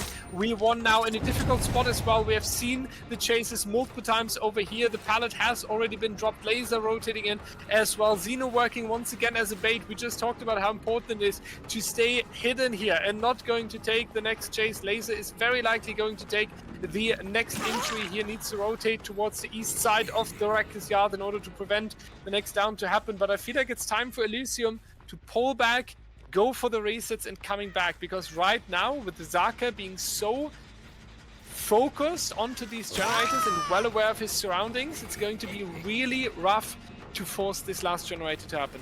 Yeah, I think though that they are going to be so encouraged with the amount of progress that was on the generator that we just left, right? I mean, that thing definitely felt like that 4th piston had to have a little bit of motion to it, which means we aren't too far from this thing popping. Okay, the 4th piston, not quite to any sort of motion.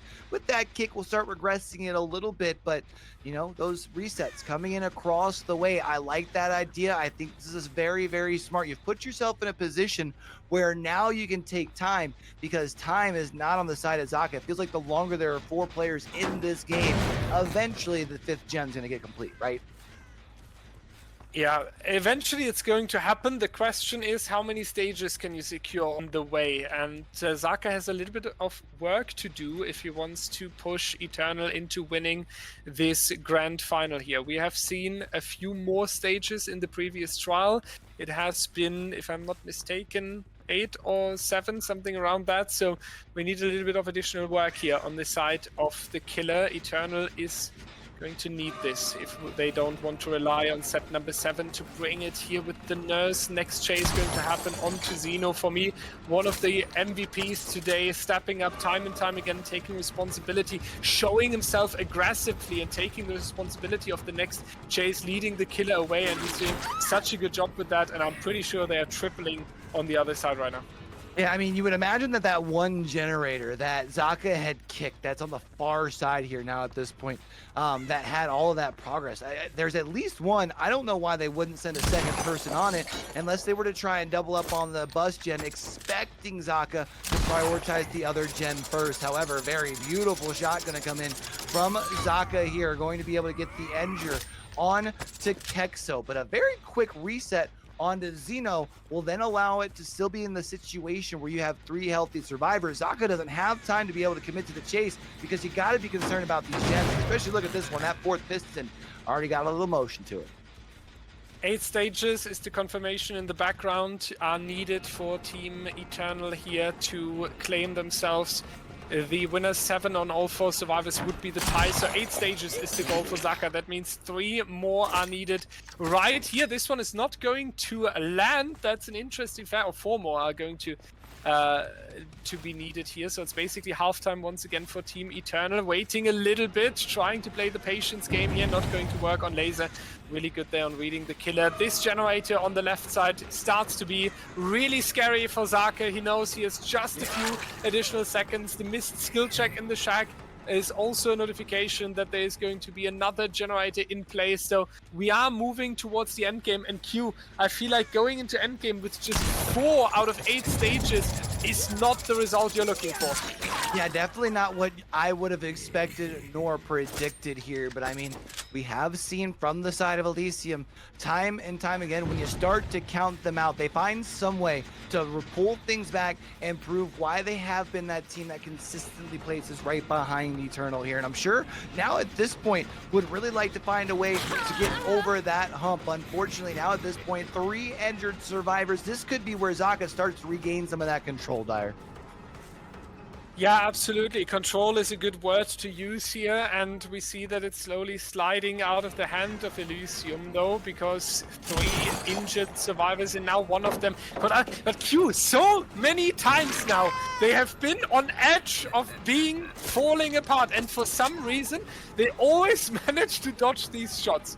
Zaka always has it, is really close in pulling it, and then in the last second, they are able to dodge it once again. I do feel like the 5th generator is ready. Something is telling me that, and we are going to see an adrenaline play here.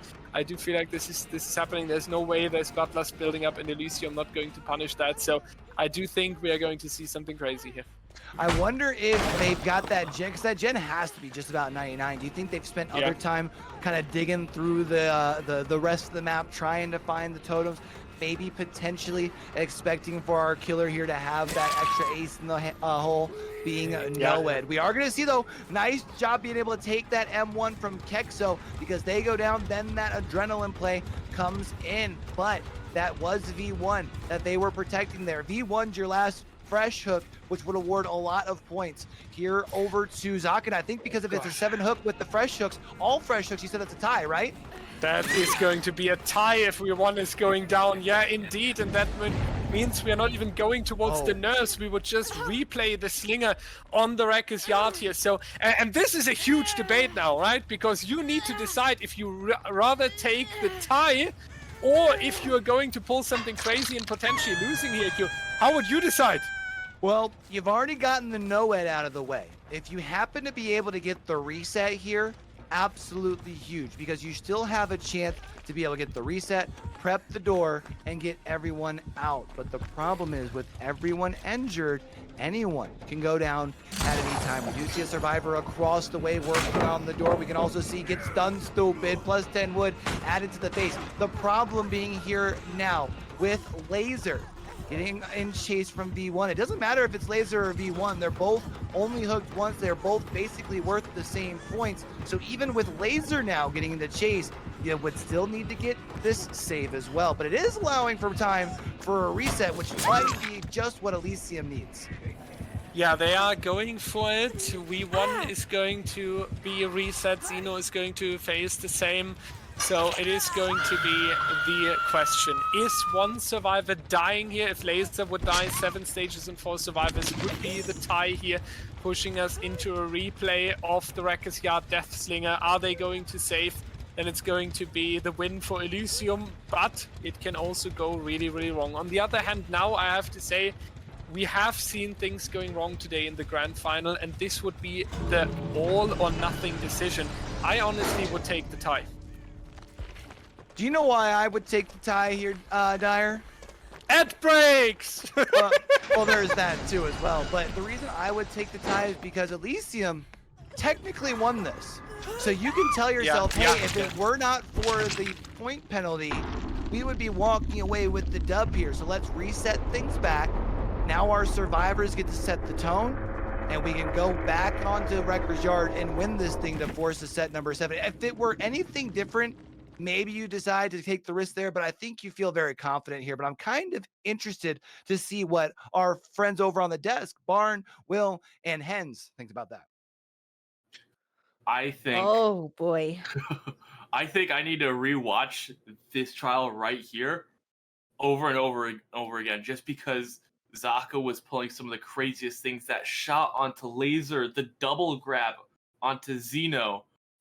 It was just so nice, but the question is going to be, can he do it again? This is far too stressful for 5:30 a.m. This is how close our games are. We knew that we were going to have good finals. We knew that we were going to have a close matchup, but I didn't call a tie, so I think my prediction might be wrong now. Oh my god, yes, I'm not the only one who's wrong. You know, we talk about it as well.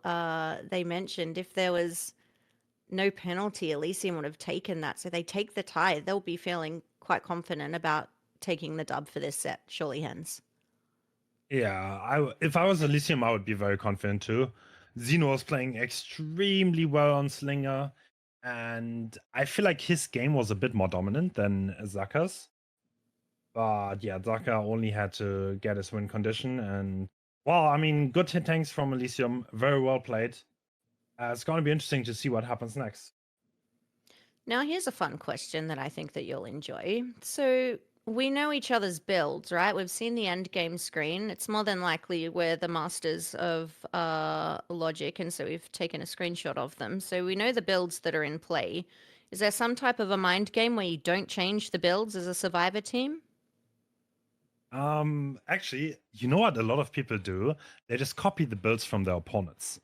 To be a bit more surprising, because you oftentimes don't have the time to make a new one, or like you change some key perks around that the opponent might play around, but generally you don't change a lot now. Like there's just the perks that are crucial that there might be get played around, but other than that, no, not many changes. So those key perks that can make a real difference. You know that you want to kind of tunnel the For the People player or something like that. They'll switch those up. Very interesting. It's one thing that's kind of interesting on the Deathslinger builds. Xeno had a lot more aggressive build. He had saved the best for last Cigar and Pain Rest Pop. So full, I'm gonna go late game and I'm gonna control the gens at 1 gen left.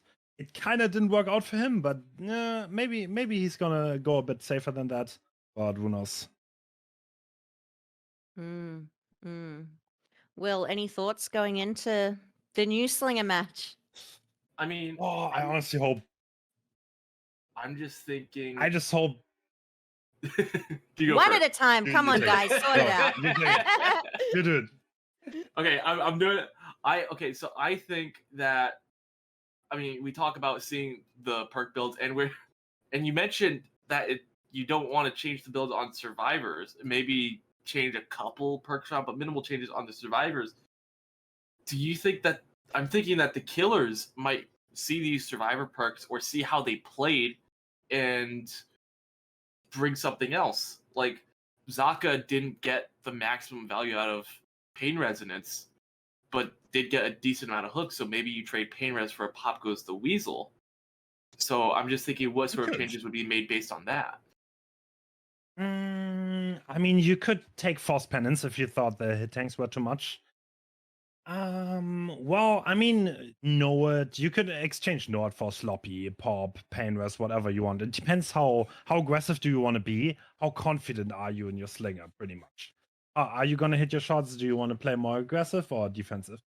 But yeah, Pop is a good option. Sloppy. There are a lot of good options that the killers can choose from, and there might be some changes, yeah. We did see a 4K previously with a surprise terminus, so I think that anything is possible here.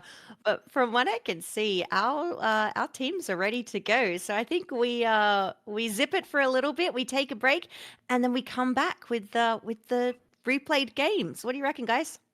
I'm with you. Let's go. do it. Welcome in, everyone, to the tiebreaker of the Slinger set on the Wrecker's Yard. We have to replay it because Eternal and Elysium managed to catch the same score. So let's see how it's going to work out. The tricky thing for Elysium is they basically won it, but because of a -2 for a wrong offering, it was leading them into the tie. So they are here with the confidence. They have proven us that they are the better team on the Slinger. Zaka now has to play back-to-back. We could say on the one hand, he's warmed up. On the other hand, it might be difficult because Elysium is also warmed up on the Survivor side now. Yeah, things should definitely get interesting here now that we run things back, right? Both teams have already gotten to see each other's strategy.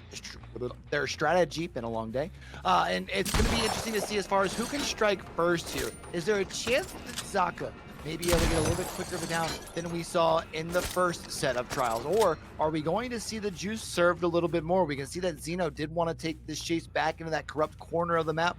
You can understand Zaka not wanting to get back there, but with that corrupt intervention here already halfway expired, especially here at this point, we're at that 60-second marker here now that the corrupt's only at 90-second timer.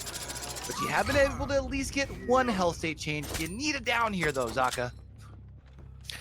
They need the down early on, and let's see if they are able to do it. We won so far, doing a really good job. Got the distance now as well. Seems to be confident here with the pallet he has on this tile. Maybe we see second survivor coming in to help. This is now going to be, we won actually making it to another pallet, but that, yes, able to make it. I was just saying that is difficult, but I think that might, no, it's not going to be enough here for Zaka. That's really, really strong now that we won is staying alive so long, making it back towards the other tile here as well. There's so much time being lost now, 2 minutes already.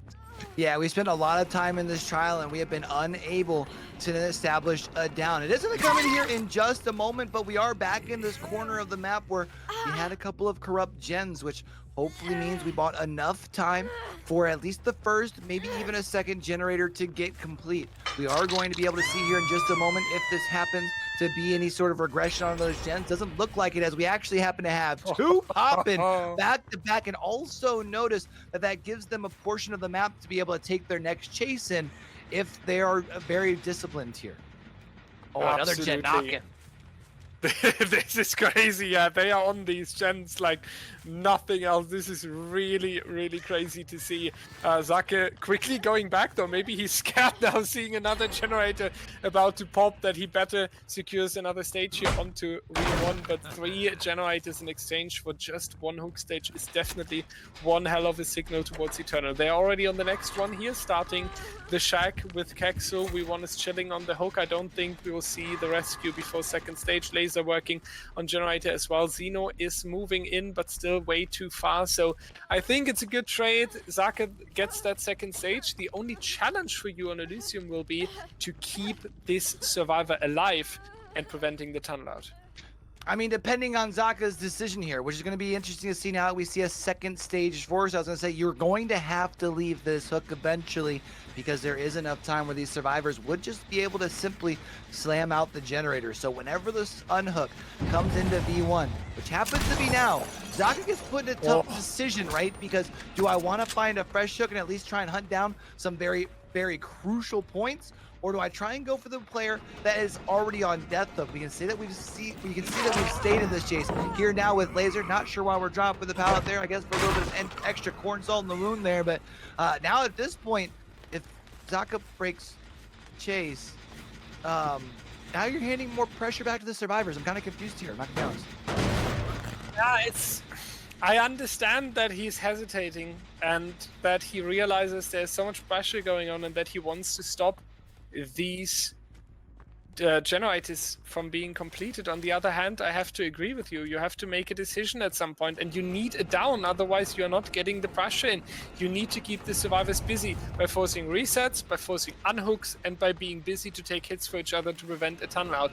And right now that is not going to happen, and a dry kick onto a generator is not going to put a lot of pressure onto the survivors either. We haven't even seen the Scorch of Pain rest so far. There's still 4 stacks right here. Zaka now making a little bit of use from the cigar add-on here, breaking the chain and allowing a quick recovery, but he lets this survivor go as well. Generator number 4 is going to pop, so Elysium in an absolute dominant performance here. Yeah, running it back here with the survivors, doing a very, very good job of making sure that they're super efficient. Question is, are they going to be able to avoid the M1 here? Are going to be able to do so? I think they're trying to hesitate around the pallet, but unfortunately, to no avail. Also unfortunate that that M1 did not come in just a little bit later. Otherwise, our survivors would know about the no-ed. However, I got a question for you, Dyer. At this point, I mean, it's a fresh hook that's on the hook there, but I mean, if you could, you would take the 3 out here without any issues. But I guess it doesn't matter because Zaka's found somebody. So. Absolutely, you would think they're just taking the 3 out. It's not going to happen though. They're even chilling on the totem here. Now it's going to be the question again, who's going to be a little bit too confident? We talked about it earlier because Zeno is not in a good spot here, especially with taking this down. Now, I'm not entirely sure how the progress was on the exit door, but it felt to me like there was enough time to just take the 3 out. So they probably want to set themselves up in a good win condition. They probably want to get as many points as possible, but handing out another fresh hook and now potentially leaving because they're next to the totem, I don't think that was the play here. I mean, the good news is you had you've done so well during the regular, like the actual part of the trial that even with handing over an additional hook stage here, it's a better condition. You've been able to finish out at 6. I think that's a good, nice performance here from Zaka, but I do gotta ask Will, as well as Barn, and of course Hens, do you guys think that will be enough to prevent them from going to a 7th set? This is pretty standard for what we've been seeing on Slinger results for Season 8. There's been a couple of stages during the game, and then that kill in the end game has been typical of what we've been seeing. So I think we're going to be seeing similar, and it wouldn't surprise me if we're coming back to the Wrecker's Yard again, guys. I'm thinking that Elysium, admittedly, Xeno going down there at the very end wasn't great, but in general, I feel like Elysium played it a lot better than they did last time. And considering how we were saying that without the penalty, they would have won, I think it bodes well for Elysium getting to that 7th and final round. What's your take? Yeah. I think that was pretty decent. I think Zaka was crazy confident on Slinger. Elysium played it really, really strong on Survivor side, in my opinion, and he didn't even use a single of his pain resonances, so he got close to 0 park value on top. But the end result on the stages was actually not that bad, so it's gonna be interesting to see if Xeno can match it. But I hope we can see the Nurse. I agree. I think ending Season 8 with a Nurse battle would just be the icing on the cake, right? Yeah. When was the last time you saw the competitive DBDL Nurse battle, Will? I don't remember. Oh God, has it really been long. that long? I'm having an existential crisis right now. Why have I not seen Nurse in so long? Too much grass out there to be touched, Will. You forgot about the esports. I suppose I did. Oh my God. But we're looking at the Nurse. I think we're looking a little too far ahead. I think we need to focus in on this next trial we have coming up, which is going to be Eternal on the Survivor against Xeno playing the Deathslinger. Do you think that? I'm trying to think how to phrase this. Do you think that Eternal or Xeno are going to change anything from when they played the first time. I think that's the good thing about Xeno, right? Is his adaptability. And I think that he's able to change his play style to be what it needs to. So once he kind of figures out, he's played against them already, he knows how they play, he's played against them, God, a lot. But I think his adaptability might come through here and really show. All right. I don't have anything else. Barn, anything to add? Yeah, I did interrupt Hens. So Oh. see Australian Discord ping. I think Xeno can definitely do the same thing he did last time, and if he pulls up with the same strength on his Deathslinger, then I think he's gonna bring this one home. All right. And with that all said, I think it's time to head over to a break and then see what happens. All right, let's go ahead and take another trip here back into the fog one more time here on Wrecker's Yard for our fourth straight game here because of the run back. Xeno, one more time, going to be out here rocking the Caleb. My boy, he does walk with a limp, though. Unfortunately, he's going to be finding Nightlight. Oh, he's also found Zaka as well, going to be able to get the M1 here. Got themselves a very early injury, and they got themselves a beautiful shot. Can he get the M1 off it? That's a very huge down here, Dyer. Yeah, and Q, this is the difference I can see between Trial 1 and Trial 2 from the previous game too, because Zaka was not able to land these shots. Whenever we have seen injured survivors popping up in front of his face and we were like, okay, this could end in a down, Zaka was not able to get this final shot and put them on the floor, and Xeno is able to do it. He has done it in the first set, and we can already tell he's here to do it once more. So getting the first hook stage so quickly into the game is a really, really huge achievement, pushing Elysium into a confident position early on here when they are about to move us into the Nurse set. Set number 7. It would be crazy if we actually need the whole best! What was that? Through the window of the shack into the ballot onto Nightlight. Yeah, hello! I am going to need to make sure that I go back onto the Nightlight stream to hear back the response from him when he gets hit by that, because what a shot by Xeno there. It's going to be an injured state, which is now going to be either needing to be reset by somebody else, which then in turn pulls them off a gen. Although in this case, you do have the resilience value onto Nightlight, so maybe a little bit of additional help that our friend Xeno didn't know about, but we are going to be seeing that second stage for us here in just a second. There it is, which will now give our friend Xeno the opportunity to walk away and try and find some more hook states here. Yeah, and this is the huge chance, right? Having 2 hook stages already in exchange for 1 generator, and now just being able to either camp Zaka to death, and he has the time to do that, and getting rid of 1 survivor early on, or just aggressively going for another fresh hook. There seems to be a disagreement about the reset or not. Nightlight wanted that, but as Avra said, yeah, you're not getting it. Gens before friends applies to Eternal right here. There was a sad moment for Nightlight. In the meanwhile, we see Zaka progressing further and further towards death, and Q, I feel like Eternal is going to play a 3v1. Yeah, it looks like that's going to be the case. I'm kind of concerned, though, knowing that only really, especially since you have the heal coming in across the way on the Nightlight, that granted, you are going to probably have 2 gens relatively close, but another one across the way very, very close to getting done, especially if the 2 of them ended up on it that entire time. But you still have this middle gen shack to work around, which could link together a couple of 3 gens, and so have to really kind of attack into this in a 3v1 scenario. Not what I would want to be at. And Xeno now missing a shot. That's not happening too often, so it's almost worth pointing it out here. Bubbo doing a good job here, staying alive and healthy, and another one being denied here. So this is now kind of what Eternal needs, taking a little bit of pressure back onto Xeno, but Xeno is still going to be in a chill mood. He has 1 survivor eliminated on 3 generators standing, usually a really, really good condition to be in, and that's going to be the break of the chain with the cigar. Less cooldown immediately onto this survivor straight again. We are going towards the shack again now. Xeno has just proven that shack is not a safe tile against against his slinger here.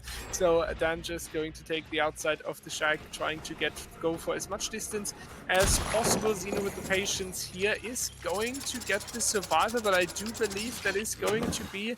No, it's going to be +5 wood collected for Minecraft Xeno here, and that's now going to be a little bit of time waste. Yeah, especially because we're now going to be taking Chase into the edge map here, over to the far, like, kind of little corner of the side, which could allow for some space for that middle gen to get done, but, you know, kind of knowing, you know, the situation of what Xeno needs are just how many few more stages Xeno needs to get here in this 3v1. Although 2 gens just popped here. Dire, could they actually pull this off? I mean, we often use the term eternal things, right? True. And it might be one of these situations again where Eternal out of nowhere is pulling something crazy and unexpected. This time with this down onto Dan, though, they are going towards hook stage number 4, but we will need a little bit more. And there is going to be the final generator. And no one escapes death in play as well. And Xeno better speed this up here. You need to go for the hook. And you need to reach the door in time. We do see, I believe, 1 survivor on the totem already. But there's more work to be done. Yeah, but now you're in this situation. Do I check the door? Do I check the totem? Gonna check the... Oh, there's They the make two out. They got both out! No way! It is happening. They are going for it, even though it was against the odds. And everything looking like Elysium has the control here. It was not enough to take it. Eternal is going to take it with a 31-30 and is allowed to crown themselves the true champion of competitive Dead by Daylight, as they just won Season 8 of DBDLeague. Now, this is something we were not expecting, Q. This is crazy good from them. Yeah, just see it like that, right? Especially because, I mean, you felt like you were probably going to at least get one more stage because you had both the totem and the door, but instead just enough time, and we have been able to crown ourselves a champion. I don't know what else to say with that, Dire. It feels like, I mean, I wanted to see a nurse set, but it feels like that's also such a fitting ending to this, was it not? Absolutely. This is great because Eternal is not walking off the stage here saying we are taking it in set number 7 and this would be like a normal win, right? We have just turned it from a normal win into an unexpected surprise win, and Eternal is basically walking off the stage tonight with a surprise, proving last second how good they are, proving last second that they can trick everyone, even us. We were so confident that Xeno's in a perfect spot here. Xeno lands the shots. Eternal is going to run after it, especially after the elimination, playing a 3v1. It was crazy to see that. And now they've done it once again, adding another tournament to their insane streak. And for now, they are going to be the absolute champions of competitive Dead by Daylight. I need to know what Barn will and anything on that note, because honestly, for it to end like that, we can't be the only ones breaking it down. I mean, Barn, what are you okay over there? I mean, Barn is gone right now. Oh, that's right. She's off running a favor for me, and what will eventually be a favor for everyone. Eternal Season 8 champions. I mean, I don't know what else to say. Back-to-back champions after dominating this entire season, to win in such a close fashion is, that's really exciting to see. I mean, we were talking about a bit. We were expecting Elysium to win this round and it to go the whole way, but no, Eternal just barely edged it out there right at the very end, getting the dub, winning Season 8. I feel like I'm stealing the spotlight. Hens, what do you think? That was one hell of a match. So Xeno had a very good start once again, but Eternal just playing the 3v1 perfectly and giving him literally nothing else, just one more hook after he dies, and that was incredible. Eternal well known for their 3v1 capabilities. I am not sure that Xeno's probably not happy about that, but well played to Eternal. They are the deserving winner of this season. I don't think it would have made a massive difference in the end, but I do think that -2 definitely was the reason Elysium wasn't able to take this to at least round 7. Yeah, especially from a moral standpoint, you kind of lose a little bit on that, where you're like, oh, we would have won it already. And yeah, that kind of nags on you, I'm sure of it. All right, Barn is back. Do you have anything you want to say about Eternal's win? I think that well deserved. What is the streak at now? I'm not too sure, but luckily we've got some people that are able to answer the question for us, right?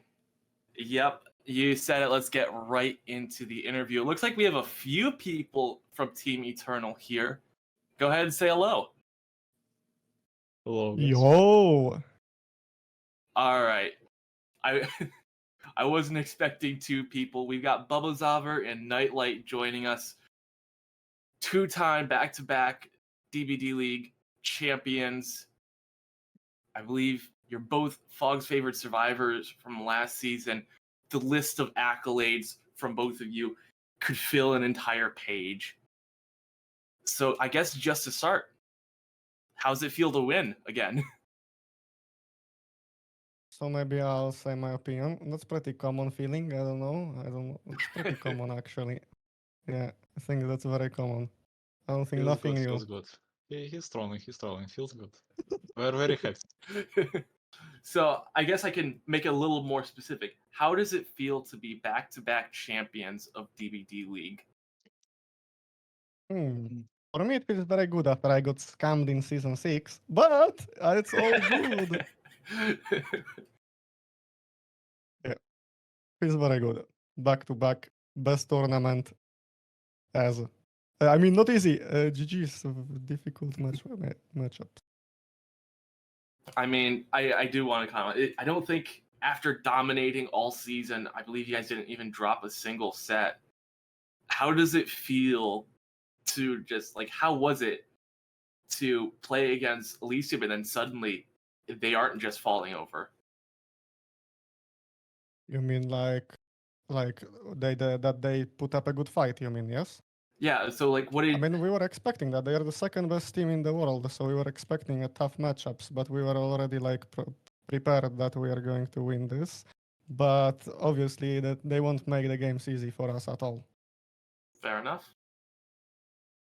So this question is for Nightlight specifically. This is your 75th tournament win, is that right? That's correct. How does that feel? 75 tournament wins. It will only feel good once I reach 100. When is next DBDLeague season? I mean, I don't have that information anymore, but I imagine it would be next year. That's phenomenal. Next year, 100, hopefully. Hopefully. Moving on to the team as a whole, though, I'm not sure if this number is accurate, but I believe this is your 18th tournament win as Team Eternal. What does that feel like as a team? That is definitely not accurate. I'm pretty sure we have above 25 tournament wins. I'm just saying. All right, I looked on the Eternal Twitter for a number, and that's the number I saw. Twitter is a very Been dead touched place. for 1 year already. It's a very dead place. All right, so I was looking in the wrong place. So 25 tournament wins for your team, and you're just saying it feels good? It feels good, yeah. All For right. me, even already a bit boring, maybe. Yeah, Bubo keeps saying that he's getting bored of winning the whole time. It is, I swear. It is. Go very to Cynic, Bubo. Go to Cynic. I will. So what's up next for you both as players and for your team as a whole? Next, I don't know what tournaments we have going on, but to win the rest of them. And stream on Monday. Maybe not, maybe Tuesday. That's going on for me. I don't know what's going on for Bubo. I won't say for now. You will see. All right. I have to say I love your answer. I don't even know what tournaments we're in. We're just gonna show up and win. Yeah. I mean, average Eternal moment. And I think I have one last question. So you are both veterans of the league. How does winning and playing in DBDLeague feel different now than it has in previous seasons?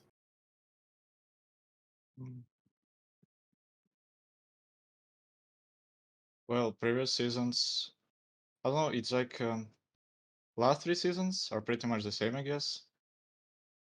I think it would be more a bit fun if would be a changed system of picking and banning killers, but actually I want to say thanks to Elysium, this final, like maybe it's a bit out of question, but this final was actually one of the most interesting for me because it was actually interesting killers, you know, no artist, no PH, no spirit.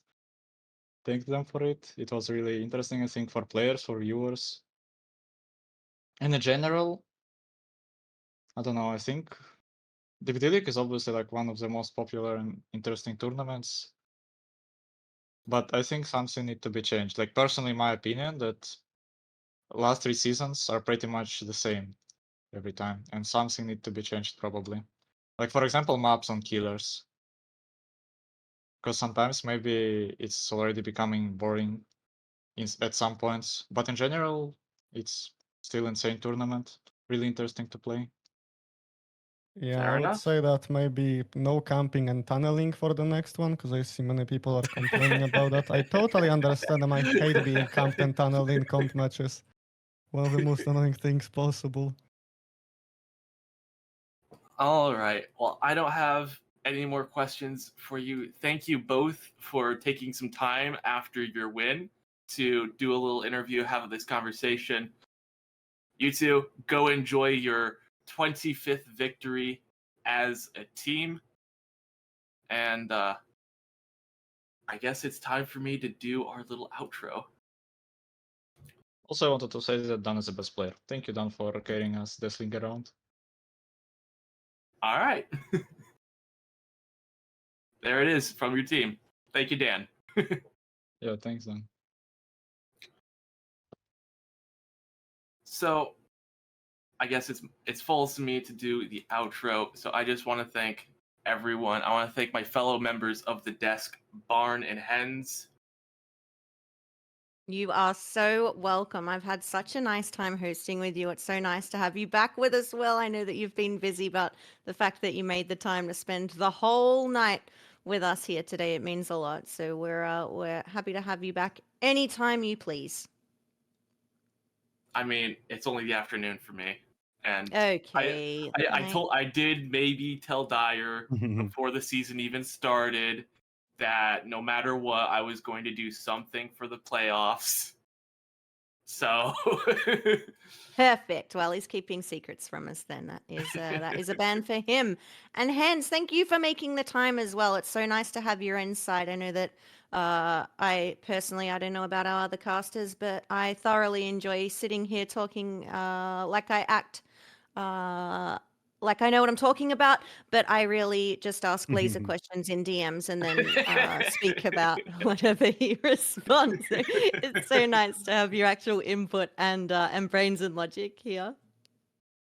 Yeah, it was super fun. It was a great series, and I'm glad to be here. Thank you.